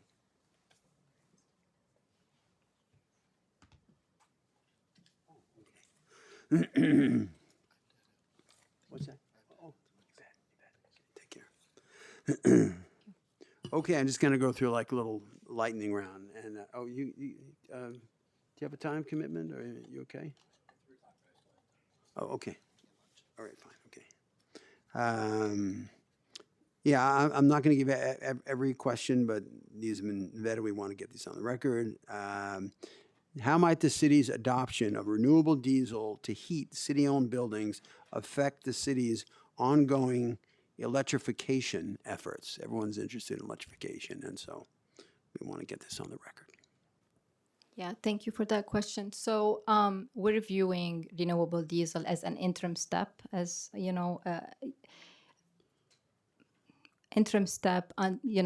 we are doing electrification. So electrification is going to be the long-term decarbonization, right? However, through our analyses, the renewable diesel, if it's used as a drop-in replacement for heating oil, it's going to give us up to 6% GHG emission reduction. Right. So that's pretty good. So we'll continue doing electrification. In fact, we have a study ongoing on electrification with NREL to develop a roadmap, so how we can do electrification throughout the assets, throughout our portfolio, government-wise and citywide. So while we're using this as an interim step, we'll continue working on electrification as a long term. Thank you. Did you have any? No, that's good, fine. This is for DEP, okay. Has DEP approved any renewable fuels other than biodiesel for use in heating systems pursuant to section 168.1B5 of the city's administrative code? If so, which fuels and which criteria did DEP consider when issuing such approvals? Ominous question there. Yes, we have Yeah, received. please state your name for the record. Oh, sorry, please. Carlene McLaughlin from Right. DEP. We have received and approved 3 applications for renewable diesel in heating systems 2 for blended use and 1 for a 100% renewable diesel. The criteria considered were whether the renewable diesel met fuel oil grade 2 and 40 CFR Part 79 standards, including the testing and reporting requirements. I'm just, but yet, like the state, so these boilers are burning like 100% RD, right? One of the applications was for 100%. One of them. Doesn't that violate state law or whatever? How does that work? I'll have to get back to you about Yeah, that and Yeah. see the I mean- details of the application. I mean, I'm not, you know, I'm not the bioheat sheriff, although I guess I am, you know, but, okay, thank you. Sure. Does DEP have plans to approve any other heating oils pursuant to the same section of the New York City Administrative Code? We'll review all applications as they're submitted Right. to us. Okay. Same section, section 168.1. Oh, no, different. Yeah, it's 168, but a different part of 168. 168.1H of the Administrative Code gives DEP the authority to enforce the city's clean heating oil mandate. Has DEP engaged in such enforcement efforts? And then it's like, if yes, I have a question. If no, I have a question. Yes, we are engaged in those enforcement efforts. We inspect and we take and test samples. Pardon? We take and test samples. Okay. Yes, we are involved. All right. For Department of Buildings. Okay, you're up. Is DOB aware of any compatibility issues regarding using renewable diesel in traditional boilers or heating systems? Compatibility issues. So, so my name is Tara Again, Khalil. please state your name for the record. Yeah, Tara Khalil is my name. In terms of compatibility issues, it's still an emerging area. We're still exploring it. It hasn't actually been cited in the mechanical code yet. Renewable diesel. It's not one of the options in terms of fuel oil. We're actually, I think, in order to actually understand whether or not this whether R100 is actually a feasible fuel, would actually have to be some kind of a study of some sort, right? Because it's actually not part of the code at all.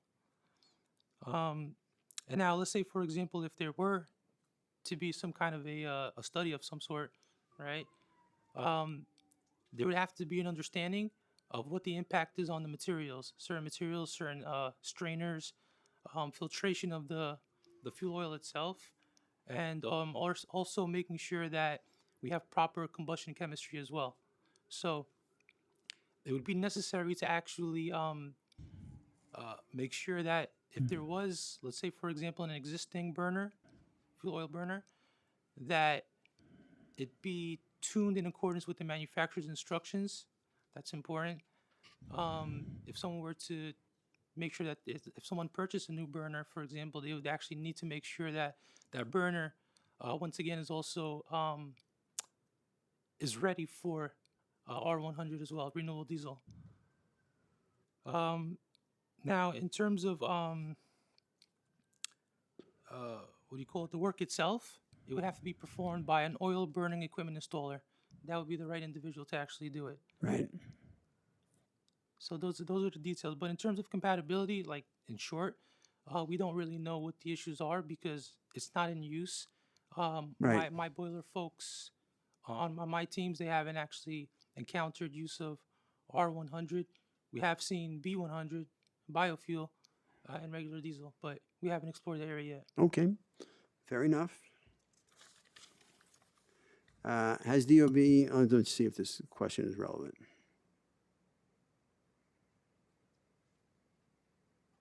Okay. Back to DCAS. What have been the greenhouse gas reductions achieved through the city's use of biodiesel NRD to date? I think that was in your testimony, but let me just ask it again for the record. What have been the greenhouse gas reductions achieved through the city's use of biodiesel NRD to date? Okay, so since the main RD program, of course, is in fleet. So as of the publication through 2024, and Sana had mentioned that the Right, city's yep. publication is actually through fiscal year 24. Right. We had achieved a 46% reduction in greenhouse gases, as was published in December in that report, for the city fleet, including the vessel program and technically the aviation program, which is a fairly small program. So for all of city transportation, which is the city fleet, all the city vehicles, off-road equipment, for the vessels, for all the boats, the Staten Island Ferry and other vessels, and aviation, we had been 46% reduction. So now fiscal year 25 is already done, right? The report isn't out, but the fiscal year is done. So we used more than 4 million additional gallons of renewable diesel. We also reduced in fiscal year 25 through electrification 400,000 gallons of gasoline. So we are very confident we will be over 50% for the city fleet.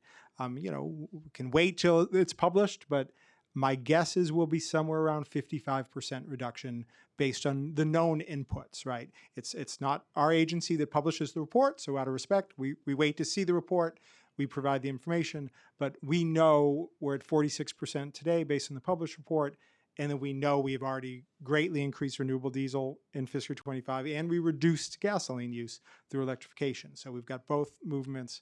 We're going to be above 50. And when it comes to aviation, we're talking helicopters? What are we talking about? Yeah, the city has a small helicopter program, mostly at the New York City Police Department. Yeah. We are in very early conversations. As you know, there is something called sustainable aviation fuel, which is essentially renewable diesel for aviation, the aviation Right. specs. And so we have, introduced a conversation with the police department. We want to make sure that we do a lot of due diligence. Obviously, those are helicopters in the air, but that is a conversation that we are starting to have. And I know that DEP has this huge boat that does, whether it brings the sludge out or it, like whatever it does. I see it in the river from time to time. It's a pretty big boat. I mean, is that using any kind of? Yes, and so I might give credit to our executive director of fleet operations, Harris Kaplan, who's here in this room, but he's been working with all the vessel programs, including the DEP sludge boat, which has used, I could be off on the number, but over 40,000 gallons of renewable diesel to date. And it's we would like to transition the entire DEP vessel program to renewable diesel this year, and we are in that testing phase. Great, thank you.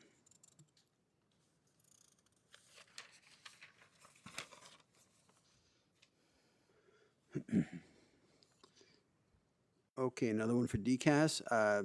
How does the city calculate the life cycle greenhouse gas emission of the fuel that it procures? How does the city calculate the life cycle greenhouse gas emissions of the fuel that it procures? Okay, so as I mentioned earlier, RD is still a fairly new commodity, and so our contracts are tied to the California Air Resources Board Right. Pathways Initiative. And that is how we monitor, going to your question, and that is how we monitor, how we track carbon intensity. So if you just Google California Air Resources Board pathways, you will see all the approved and published pathways. And what do I mean by pathway? A pathway is a feedstock, whether it's corn oil or used cooking oil. It also goes into the transportation components, how it is transported to its end destination. So those pathways are the source of how we monitor greenhouse gases. And again, California is clearly the leader in renewable diesel implementation and scale. And so we feel comfortable using the California Resources Board pathways as our kind of basic source of verification at this point. Great, thank you. Is the city considering any changes to its protocol for calculating life cycle greenhouse gas emissions?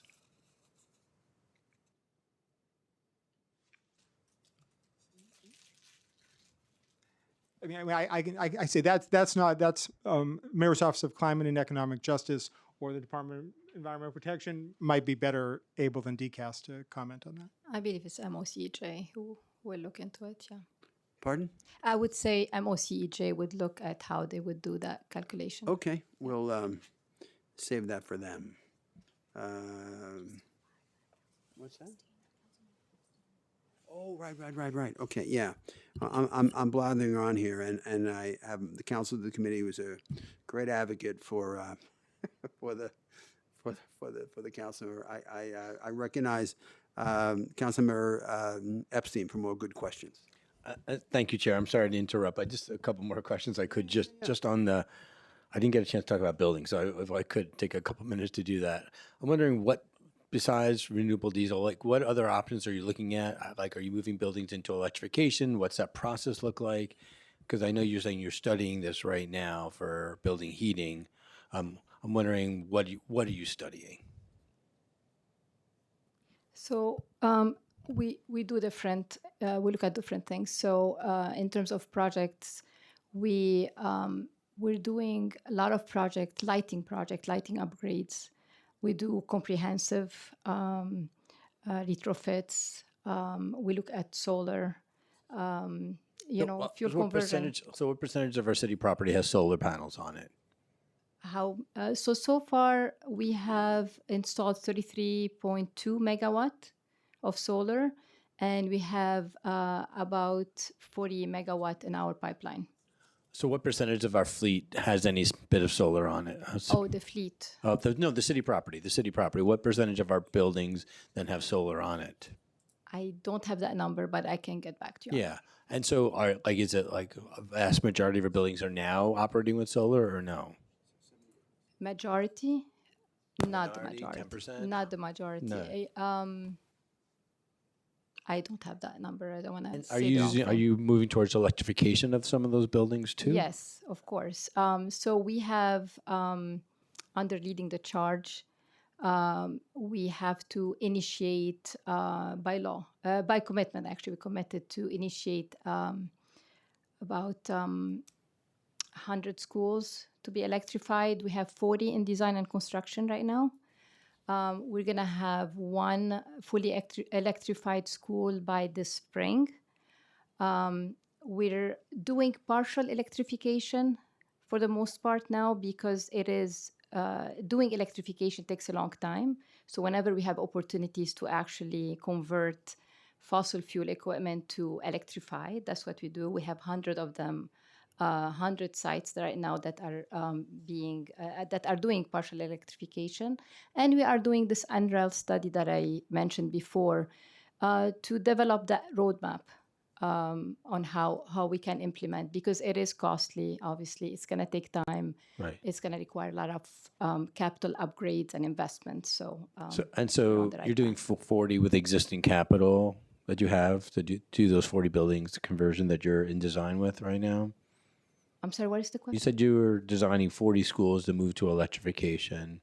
Correct. And so what is your timeline then to move to electrification for our city-owned property? What is your estimated timeline?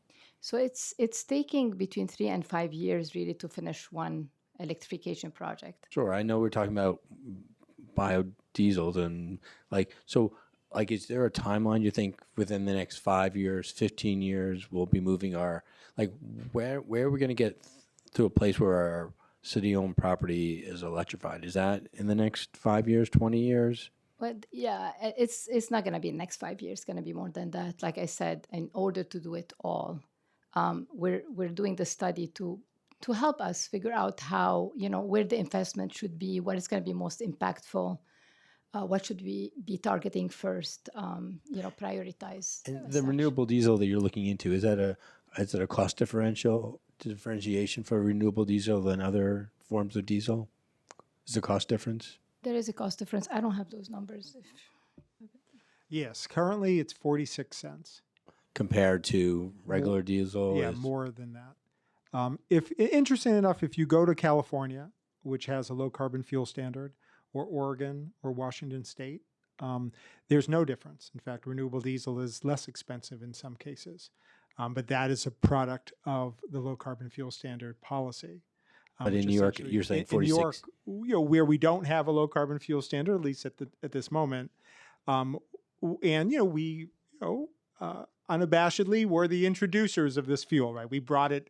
Much of our challenge was how do we bring a fuel that is being used extensively in California and the West Coast through the low carbon fuel standard. And how do we introduce it and let people know that it's out there and exists? So yeah, we do have an increment that we pay.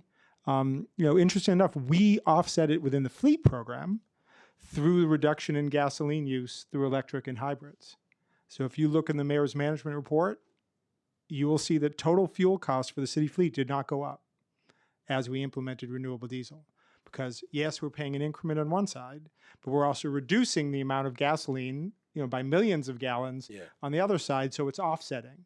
So the city, you could say the city fleet paid for the renewable diesel program with its efficiencies through electrification. And the same thing will apply for buildings then? Are you saying it's going to be more costly for renewable diesel and when we convert these buildings?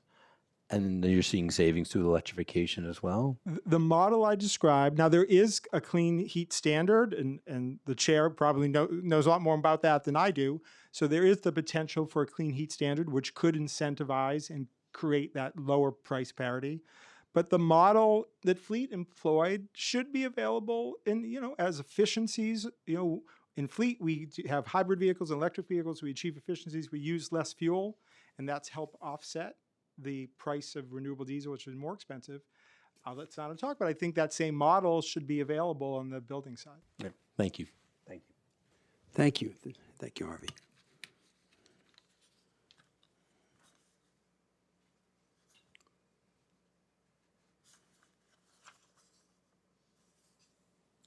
So this is 555. Okay.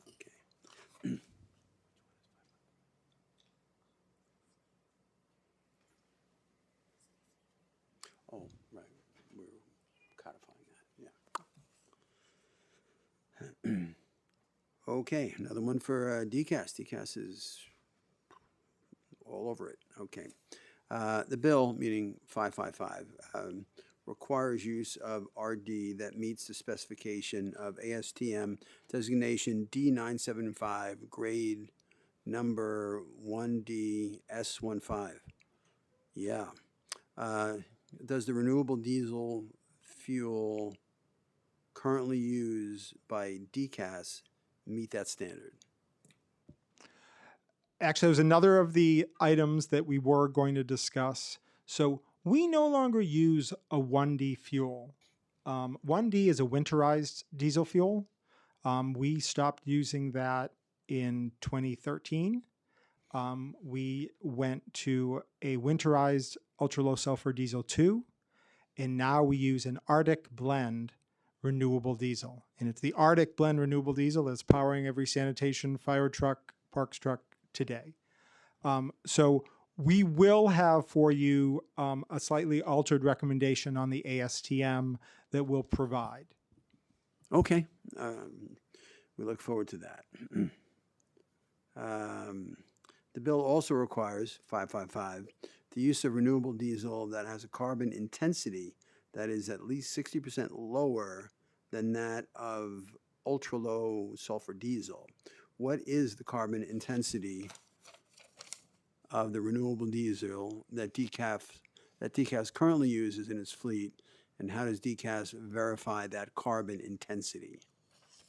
Did you get all that? You want me to read it? You got it? I've got it. Okay. So our contract requires 60% or greater, so very similar language to the law. And then, the weighted CIs, I'm going to look at it. So as you know, used cooking oil has the best CI. It's the least carbon intense. And the number is 19.71. Tallow, waste animal fat is the next up, is 36.13. Actually, used corn oil is 28.97. So all of them have these scores, and then there's soybean oil, which is higher, less carbon benefit. So all of this relies on the published pathways for the California Air Resources Board, and every feedstock every gallon, or it's really barge deliveries. Barge deliveries is how we receive our renewable diesel currently. they have to provide the verified feedstocks tied to the California Air Resources Board pathways, and there's specific certificates tied to each of the published pathways. And that's how we know where we're getting the fuel, and that's how we know the scoring. And again, I guess in order, used cooking oil is the best, corn oil is second best, tallow is third best, and soybean oil Right. is at the bottom of that pack. Those are the four. There are other feedstocks out there. Canada uses canola, but the four feedstocks that I described are the ones that we currently use. Right. Okay. Thank you.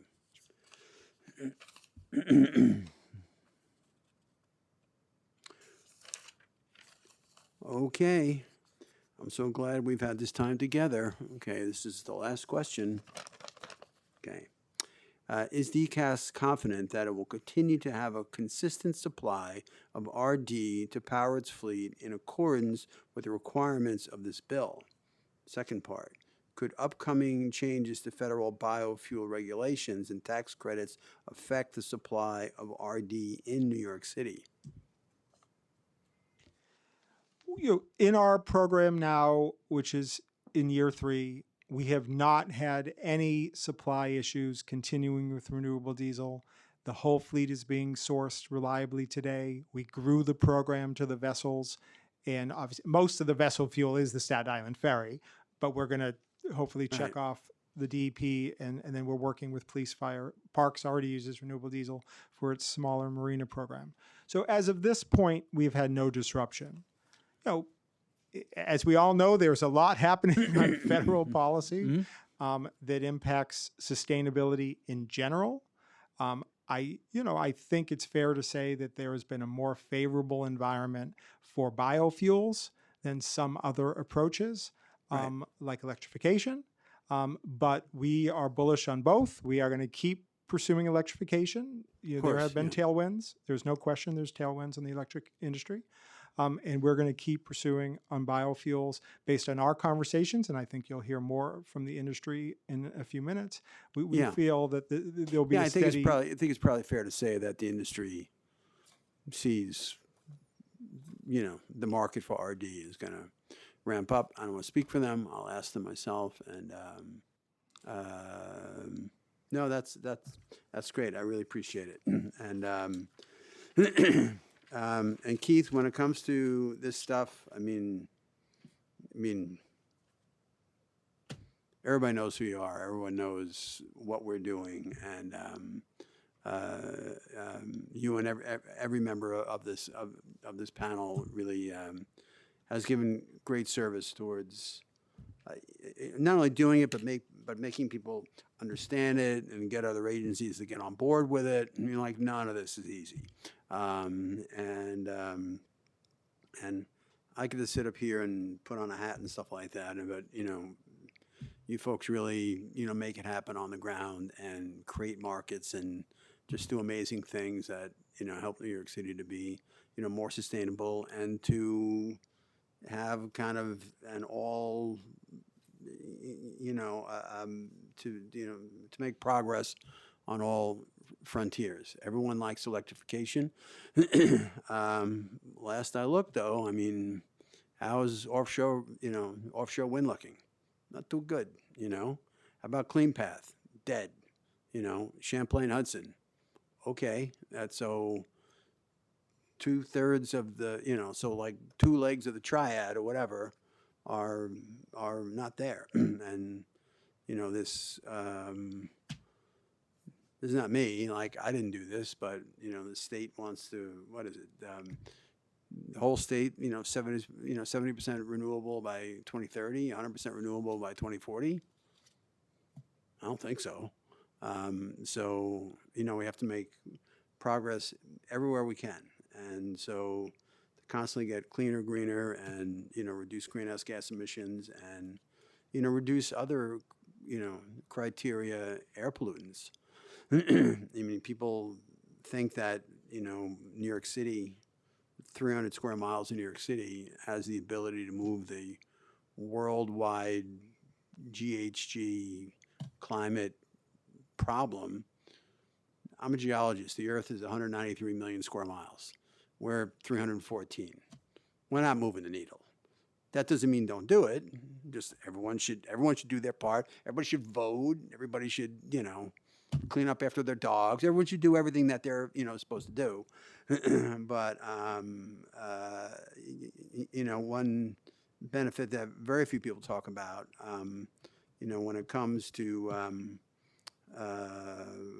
when it comes to what we're doing for the climate, there is a concomitant, reduction in, criteria air pollutant production, and that gives us, so like the climate battle is well worth fighting, just for the local clean air benefits we're going to get regarding the reduction in, criteria air pollutants as regulated by the Clean Air Act. So that's how when I did the first climate law in New York City, I said it'd be a good thing to do, but, the benefit would be, the real, to me, local benefit would be the, reduction in, criteria air pollution and, pollutants by the, Clean Air Act criteria pollutants. That is a real tangible good thing. So, no climate, effort is ever wasted because we get, we're not moving the needle on climate. That's not happening. But it's just for local air quality. I mean, respiratory health. It's all very important. And I really appreciate this panel and everything that you've done. And with that, I'll say thank you. And CLA, go back and tell the mayor that they did a good job. Okay. Okay. Or I can text him right now. Yeah. Yeah. I'm not going to text him, but because he knows. We've spoken a couple of times. I'm like, you're good with Keith, right? Because everybody's good with Keith, so. I said that on the record now. It's not actually true. He didn't say that. But he knows. He knows. Okay. Thanks very much. Really appreciate it. Oh, you know what? I'm not walking as well as I used to, so really appreciate you. Keith, thanks so much. Really appreciate it. You can leave somebody. Oh, good. So,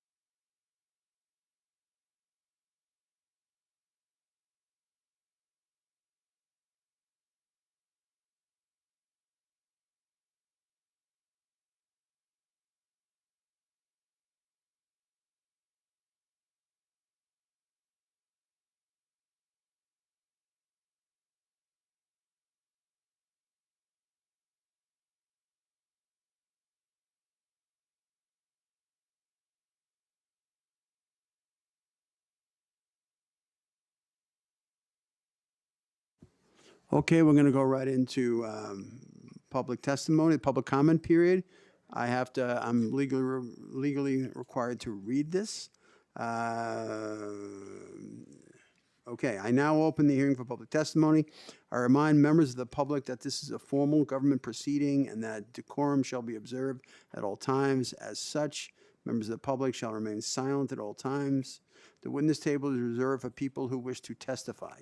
No video recording or photography is allowed from the witness table.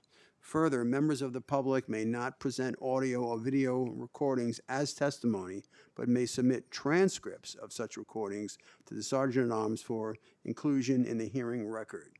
If you wish to speak at today's hearing, as many have already done, please fill out an appearance card with the Sergeant at Arms and wait to be recognized. When recognized, you will have 2 minutes to speak on today's hearing topic, but because I'm in a good mood, it's going to be 3 minutes. Okay? You've waited a long time, at least get your 3 minutes in. 2 minutes or 3 minutes to speak on today's hearing topic. GHG emission reduction through renewable diesel, and the legislation being heard today. If you have a written statement or additional written testimony you wish to submit for the record, please provide a copy of that testimony to the Sergeant at Arms. You may also email written testimony to testimony@council.nyc.gov within 72 hours of this hearing. Audio and video recordings will not be accepted. That's it for now, right? Okay. And so I'm going to call the first panel, and as they're getting settled, I just have to step out for a second so you can all get settled, and then I'll be back in a minute. First witness is Rich Castle, representing AJW. I know Rich for decades for all of his work for the NRDC for, yeah, like when you have to figure out how many decades he worked there. You got somebody who's been laboring in the environmental vineyard for a real long time. Jay Gardner.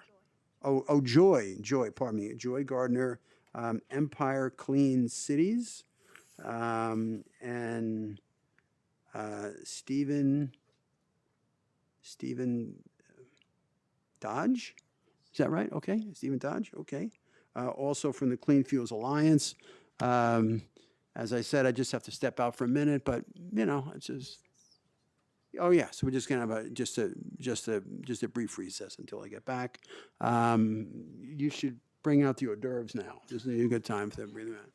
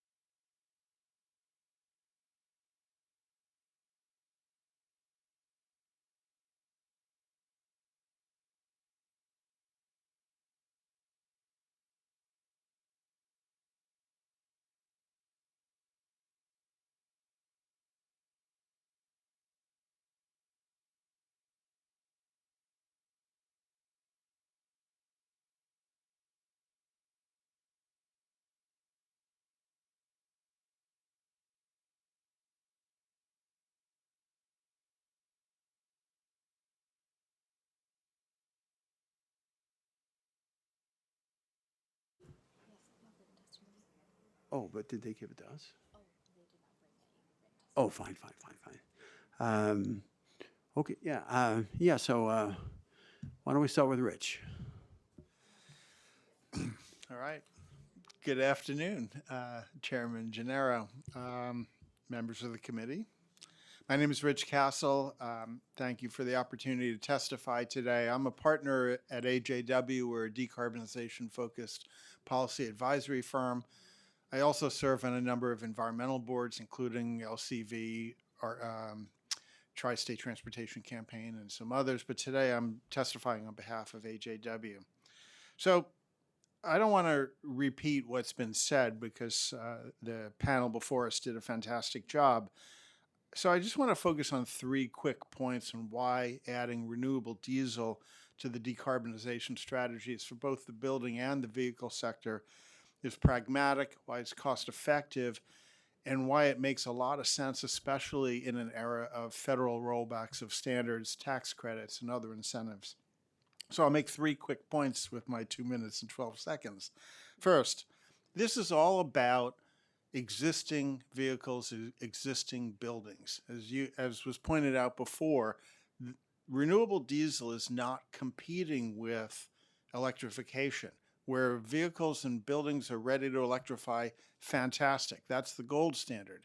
Where renewable diesel plays the key role is vehicles and buildings where electrification either isn't possible or it's going to be so delayed until it actually happens that the real choice is, do we do renewable diesel, which provides a greenhouse benefit and a health benefit to help the 5-year-old asthmatics who are in the city today, or do we just keep pumping out petroleum fossil fuel diesel? For me, the answer is obvious. It's renewable diesel. We're not competing with electrification. It's a yes and. The second point is, last fall, my firm analyzed H.R. 1, the One Big Beautiful Act that eliminated most of the tax credits that underlie all of our assumptions about what's cost effective. That includes EV tax credits. It includes credits for energy efficiency, rooftop solar. I could go on and on and on. And the bottom line is the city will lose billions, New York will lose billions of dollars of tax credits and other incentives that are key to reaching our climate goals, both buildings and vehicles. But I think the building sector is where it's really important for today because renewable diesel in the building sector is brand new. Yet it's so important because what renewable diesel does in the building sector is it's decarbonizing and improving the environmental performance of the heating oil that will continue to be used in thousands of New York City buildings. And it's a way for us to identify yet another pragmatic, cost-effective decarbonization strategy in an era of federal rollbacks. We can't be in a situation where we only allow. Finish your thought, and then I'll come back to you with the question. But go ahead, just finish And my your thought. last and final thought is really quick, which is, if DCAS is already using renewable diesel in its vehicles, why do we need to codify it? And the answer is, codifying what DCAS is already doing is critically important because it sends a market signal to the industry, the fuel providers, the vehicle providers, to everybody along the supply chain, that the New York market is here, it's consistent, it's not going anywhere, no matter what the federal government does, no matter what other cities and states do. We're creating a stable market here, and that signal is super important. So I'll pause there, and thank you. Thank you, the Rich. I really opportunity to appreciate it. testify. Really appreciate you being here. Thank you. And whoops, Joy. Hi, is this on? Okay, great. So thank you, Chairman Gennaro and committee members for hearing us today. My name is Joy Gardner, Executive Director of Empire Clean Cities. We're a 501c3 clean transportation nonprofit and the U.S. Department of Energy's designated Clean Cities Coalition for New York City and the Lower Hudson Valley. For over 2 decades, we've worked with fleets across the region to cut emissions, reduce petroleum consumption, and accelerate clean transportation in order to improve air quality for New York City residents. I'm here in strong support of the legislation, and a lot of what I'm going to say is going to be pretty redundant, repetitive of, but just want to go on record on our general support. So, like others, I know that zero emission is the end goal, and that's really where we want to be as quickly as we can possibly get there. New York City must continue leading on electrification in order to meet its climate commitments that you mentioned earlier and protect our public health. But we can't electrify the municipal fleet overnight, as Keith testified to earlier. Heavy-duty vehicles, sanitation trucks, emergency vehicles, public works equipment, and marine vessels have long procurement cycles, significant infrastructure needs, and, as we heard earlier, may not have the electric equivalent just yet. Mini diesel vehicles will also remain in service for years, just based on their life cycle. So the question isn't whether or not we transition; it's how do we reduce the emissions right now while building towards that future again as quickly as possible. So renewable diesel really provides an immediate and practical solution. It's a drop-in fuel that requires no engine modifications, no new fueling infrastructure. That means the city can significantly reduce life cycle GHG and harmful air pollutants today using the vehicles already on the road. So for communities that have long borne the burden of diesel emissions, particularly those near freight corridors or industrial zones, these reductions really matter, and the time in which we take to make those reductions matter.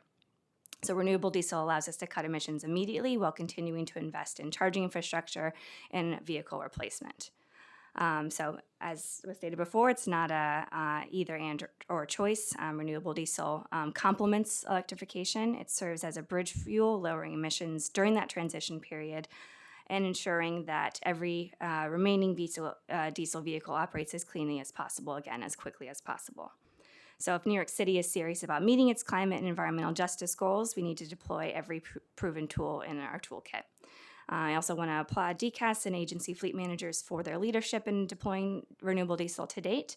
They've been true trailblazers, demonstrating that the fuel can be integrated seamlessly into municipal operations while delivering real emissions reductions. I will say thank you, and that's the end of my thoughts. Well, thank you, Joy. And, I want to thank everything that Empire Clean Cities is doing. We appreciate your, participation and input. We don't work in a vacuum here, and all the good groups that work so hard to try to make this a better, cleaner, more, environmentally, clean city. I mean, without our partners, we wouldn't know what to do. So we really appreciate you being here today. Thank you very much for your good testimony. Yes, and Rich, Stephen. Yeah. Thank you. Mic on. For the record, my name is Stephen Dodge, and I'm Director of State Regulatory Affairs for Clean Fuels Alliance America.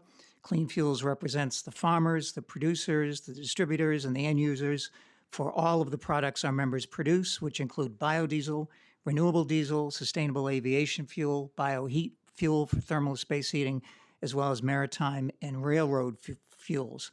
Mr. Chairman, you may remember us as the aforementioned National Biodiesel Board. Oh, right. We changed our name several years ago to more fully encompass our members and their products, and we work with you in developing the first biodiesel law in New York City in 2005. Yeah, we went out to a restaurant. I read you guys the Riot Act and said, look, it's just like we have to, it's like we got to get this right. And I'm looking for like sustainability standard or whatever. It went very well. And we couldn't have done it without your cooperation. Forget it. It was just no way. So I really appreciate that collaboration back then. Oh, this is coming out of your time, but don't worry about it. So, thank you so much. And, Thank you. And look how far we've come. Are you kidding? Just took the words out of my mouth. Yeah. That's right. Yeah. And we are here to support both intros 554 and 555. And thank you, Mr. Chairman, for filing these important proposals. I think the term no-brainer is overused, but we firmly believe that 554 is a no-brainer. I'm pleased that DCAS already started the study process, to the Councilor's earlier point, by scheduling a stakeholder meeting on March 10th, made from an increasingly diverse mix of resources such as recycled cooking oil, soybean oil and animal fats, biodiesel, and renewable diesel are better, cleaner fuels that are available now for use in existing diesel engines and heating furnaces and boilers without modification. I think the success the city has been having, excuse me, using RD on the transportation side, where vehicle engines are more finely tuned than heating appliances and where emissions are regulated by federal and state laws, can easily be replicated in the building sector. Renewable diesel, like its biodiesel counterpart, reduces greenhouse gas emissions by 70% on average. I think you indicated a higher number in your opening remarks, as well as co-pollutants. We all know the most important ton of carbon we can reduce is the ton we reduce today. Put another way, for every 5 years we wait, we must reduce emissions by 13 times to have the same climate impact. And regarding 555, I have to tell you, Clean Fuels talks about the success of the New York City vehicle fleet transition all across the country. I talk about it all the time. Aggressive electrification, as Keith has pointed out, combined with biomass-based diesel use in vehicles that cannot easily be transitioned to EVs, has been a godsend to the city, and particularly to those EJ communities that are hardest hit by heavy-duty vehicle emissions. Officially including renewable Yeah, you diesel. keep going because I took half your time. That's okay. I'm just one last point. Officially including renewable diesel, a first cousin of biodiesel, here I go again, is another no-brainer. And to conclude, and Keith mentioned this earlier, we do believe, though, and I think everyone so far is in agreement, that the proposal should be amended to allow for biodiesel blends up to 20%. The current version limits blends to 5%.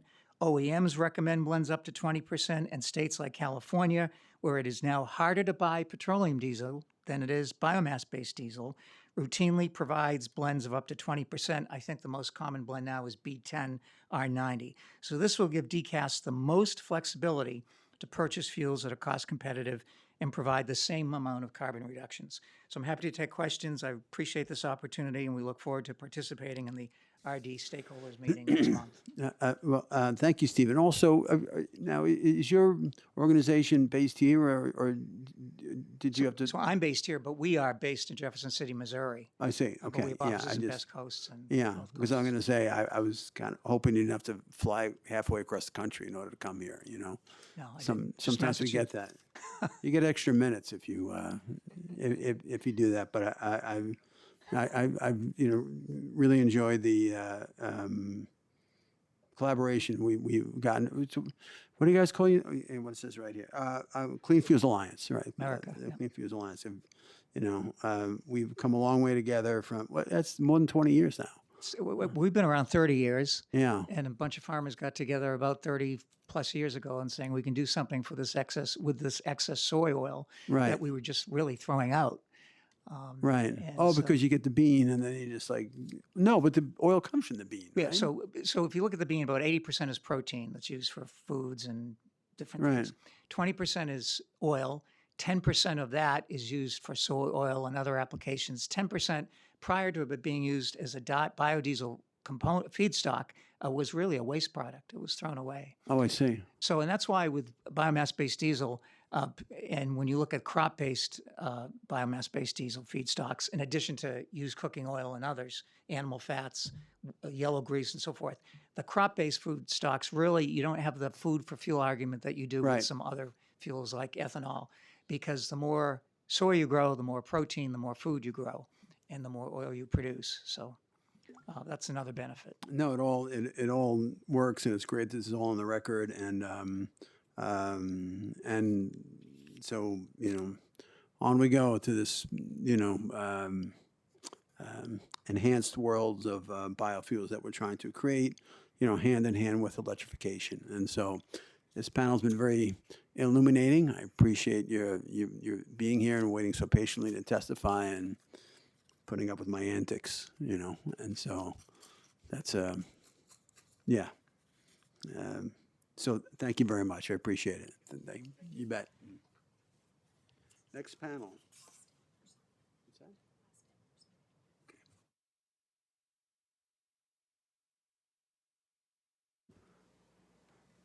Okay, the last in-person panel. We have Kevin Garcia of New York City Environmental Justice Alliance and Daniel Chu, also with the New York City Environmental Justice Alliance. We We love Eddie and his and everyone who's part of your organization. We look forward to your good testimony. Oh, okay. So I have one. Okay. Oh, so hang on. So who's wait a minute. So who's Kevin and who's Daniel? I'm Kevin. Okay. Okay. Well, I'd say in whatever order you want to go, just state your names for the record, and then proceed with your good testimony. Sure. Good afternoon, Chair Gennaro. My name is Daniel Chu. I'm the Senior Energy Planner with the New York City Environmental Justice Alliance. We are a nonprofit organization that is working for member community-based organizations across all 13 neighborhoods in New York City in all 5 boroughs on environmental justice goals. We have a long history with you, obviously, and you Sure. visited our office not so long ago. Yeah.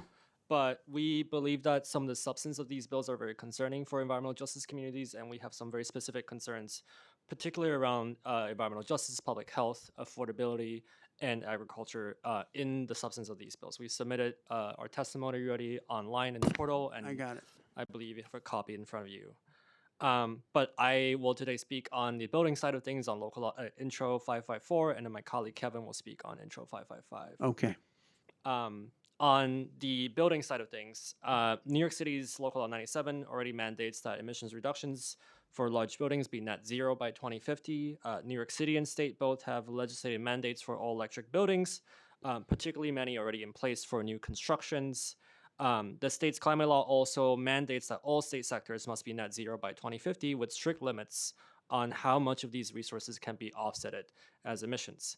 The 15% offset limit means relying on offsets for building sector is improbable, given that operations such as heavy manufacturing, port operations, as DCAS testified earlier, and waste management require a significant amount of energy that currently does not have an electric alternative, which was the intended focus for the offsets.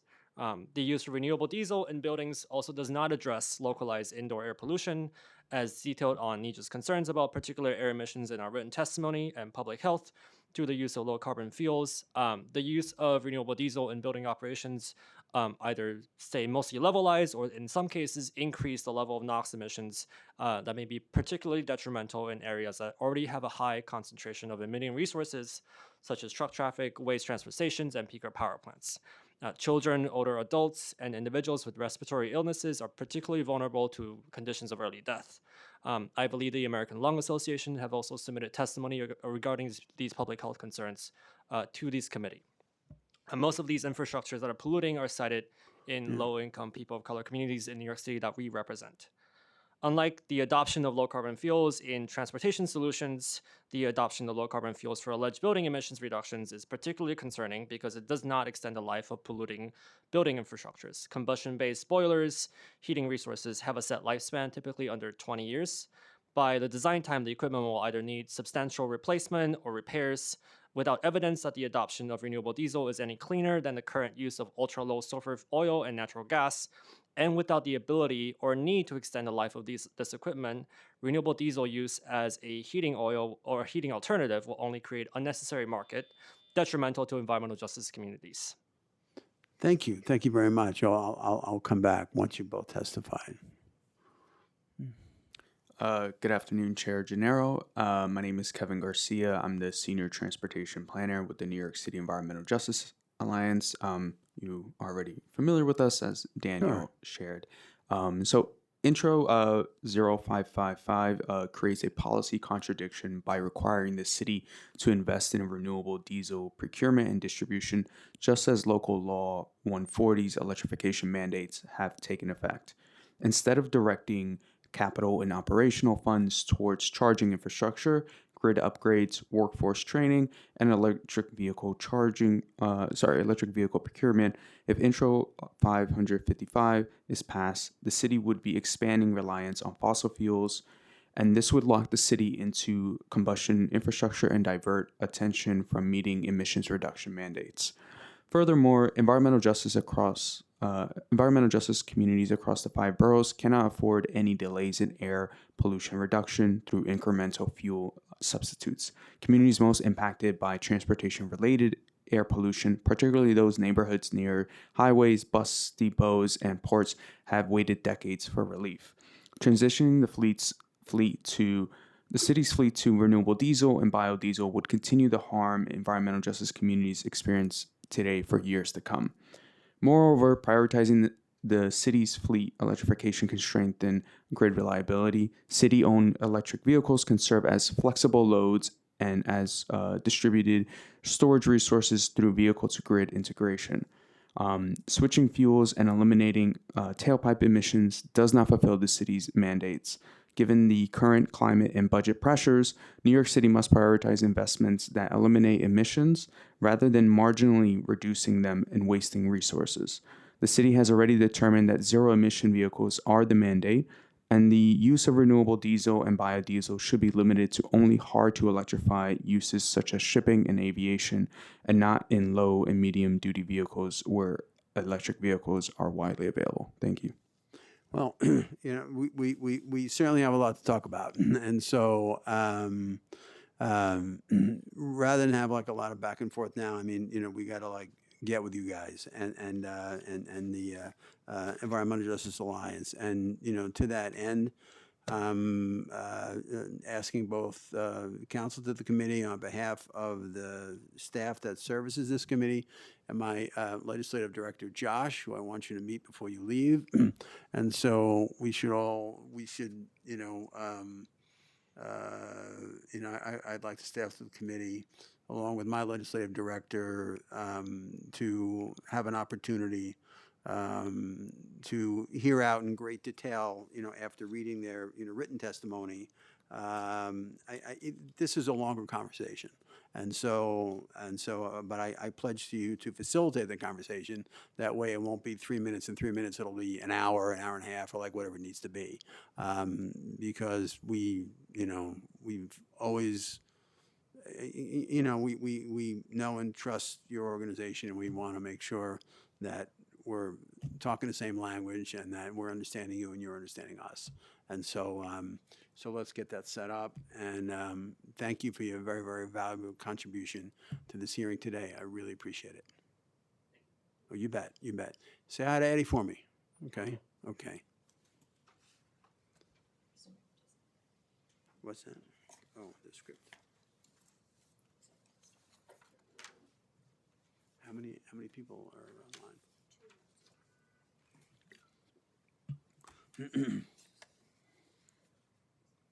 Okay, we will now turn to remote testimony. Once your name is called, a member of our staff will unmute you, and the Sergeant-at-Arms will give you the go-ahead to begin. Please wait for the Sergeant-at-Arms to announce that you may begin before delivering your testimony. I understand we have 2 witnesses, and I look okay. Our first witness is Alia Sumro from League Conservation Voters. She's a frequent flyer in this committee for sure, and we look forward to her good testimony. So, Sergeant, I guess you say something or whatever, right? Starting time. Great. Good afternoon, Councilmember Gennaro. My name is Alia Sumro, and I'm the Deputy Director for New York City Policy at the New York League of Conservation Voters. I will submit longer written comments. To reduce our greenhouse gas emissions and improve air quality and public health, we need a comprehensive set of climate policies and incentives. NYLCV supports the full electrification of buildings and transportation, such as Local Law 140 of 2023. For instances that are currently challenging to electrify, such as electric heavy-duty vehicles like snowplows and ambulances, and maritime fleets that are not currently viable at scale, renewable diesel and certain other biofuels can, when appropriate guardrails to ensure they actually have lower emissions than fossil fuel alternatives, they can serve as a bridge fuel in the short to medium term as costs come down and as viable zero-emission versions are developed and brought to market. Renewable diesel, or RD, is one avenue the city has taken in regards to its fleet. The onboarding of hybrid and EVs is another that we cannot lose sight of. According to the 2025 Mayor's Management Report, we've seen progress with DCAS's efforts to electrify the city's fleet, and we hope to see continued progress when it comes to the purchase of EVs and the installation of more charging infrastructure. In the interim, RD can reduce life cycle greenhouse gas emissions by up to 60% as compared to regular diesel, all while meeting the same operating specifications as regular diesel. This is one of the reasons why we support Intro 555, sponsored by Councilmember Gennaro. This bill will help the city continue the work they've been doing when it comes to making our city's fleet more sustainable while working towards a zero-emission future. We also urge the city to continue working towards a more sustainable maritime fleet, and we appreciate that the Staten Island Ferry has transitioned to RD in June 2025. So with appropriate guardrails to ensure that RD can actually have lower emissions than fossil fuel alternatives, it can serve as a bridge fuel for the short to medium term as costs come down and as viable zero emission versions are developed and brought to market for hard to electrify fleets. Thank you for the opportunity to comment, and we look forward to working with you. Thank you very much, and please give my regards to Julie and everyone at LCV. We appreciate your relationship with this committee and how we can always depend upon you being a witness. We appreciate that. Thank you.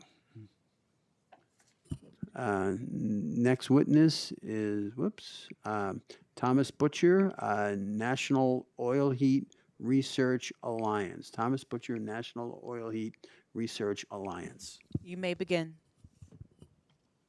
Thank you, Councilmember Gennaro, for the opportunity to speak. I have not spoken with this committee before, so I really appreciate it. I'm the technical director of NORA and a mechanical engineer by training. NORA was authorized by Congress in 2000 to provide funding that enables the liquid fuel heating industry to provide a more efficient, more reliable, and lower carbon home heating option and for hot water to American consumers. NORA's mission is centered around these primary objectives: research and development, carbon reduction, energy efficiency, and professional education and consumer education. NORA operates a research and education center in Plainview, New York here.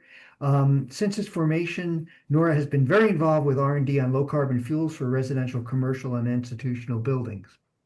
Much of this is focused on biodiesel, but there's been considerable focus also on renewable diesel and other more novel fuels. A great deal more information is on our website, noraweb.org, a lot of publications there. In the NORA lab, studies including fuel properties, steady-state and cyclic combustion performance, flame safety, sensor response, fuel pump durability, elastomer compatibility, yellow metals, interactions with fuels, long-term storage stability, filterability, and pump durability have all been conducted. Renewable diesel, also known as hydrogenated vegetable oil, HVO, or paraffinic heating oil. It is produced by combining waste vegetable oil and hydrogen over a catalyst at elevated pressure and temperature. A life cycle carbon reduction is typically taken as 75%. I heard a different number before, but okay. This can increase in the future as more renewable practices are adopted in feedstock production and conversion. From its production process, RD has no aromatics. In diesel engine studies, aromatics have been shown to directly correlate with particulate emissions, so it's a cleaner fuel. Properties of heating fuels in the U.S. are prescribed in ASTM D396 standard. Blends of up to 5% biodiesel are considered equivalent to traditional number 2. Blends of up to 20% have a separate designation and are in this standard, but are fully defined. And a modification to this standard to go up to 50% biodiesel blends is currently under consideration at ASTM. Renewable diesel is an oxygen-free hydrocarbon and as such meets the definitions and property specifications for number 2 heating oil in the D396 standard. There isn't a separate spec for RD as a heating fuel. For this reason, equipment which is listed, that is typically approved against UL standards. Please continue. I'm just saying, please continue. I'm very intrigued by your testimony. Oh, thank you. Equipment approved for number 2 heating oil is approved for use with RD. Both RD and BD are fully miscible with heating oil. Testing in our lab has not identified any concerns with RD in unmodified heating equipment. In some cases, however, because the flame is a cleaner flame, there's less light comes back, and there may be a problem with the controls, particularly on smaller residential applications, but replacement with a modern flame safety control can resolve that. NORA is currently conducting related field trials in 133 homes across the Northeast. These field tests include blends of 80% RD, 20% biodiesel, and 50-50 blends. As part of this, NORA is tracking fuel quality changes and service requirements. At the start of this field study, the home tanks were not emptied nor cleaned. Rather, the test fuel blend was simply delivered on top of the existing fuel remaining. This test is ending at the end of the current heating season and has been going very well. NORA also collaborates with Eurofuels, an organization with similar goals in Europe. This group has conducted extensive testing with RD in a range of applications across the continent of Europe, and is based on these tests is very enthusiastic about this fuel as a low-cost carbonization strategy moving forward. Numerous burner and fuel system component manufacturers have tested RD in their equipment. NORA is not aware of any manufacturers that have raised concern about RD use in their pumps, burners, or components. Finally, I'd like to strongly endorse the interest of the city in New York in exploring pilot tests of RD use in heating equipment and see this as a very practical, low investment cost decarbonization approach with really a low level of risk. As appropriate, NORA stands ready and willing to provide technical support for such an effort. Thank you.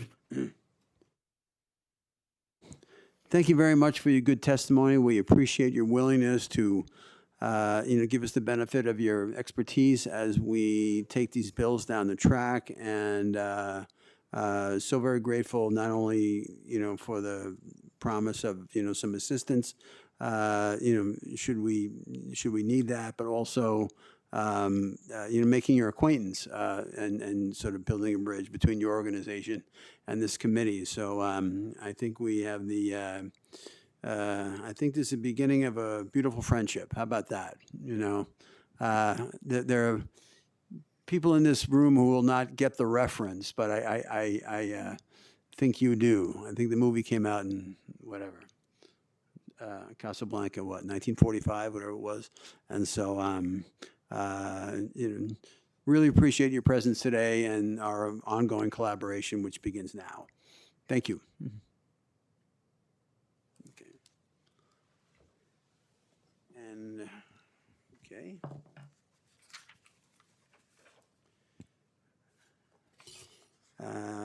If we inadvertently missed anyone who registered to testify today and has yet to be called, please use the Zoom raise hand function if you are testifying remotely, and you will be called in the order that your hand has been raised. If you are testifying in person, please come to the dais or see the sergeant.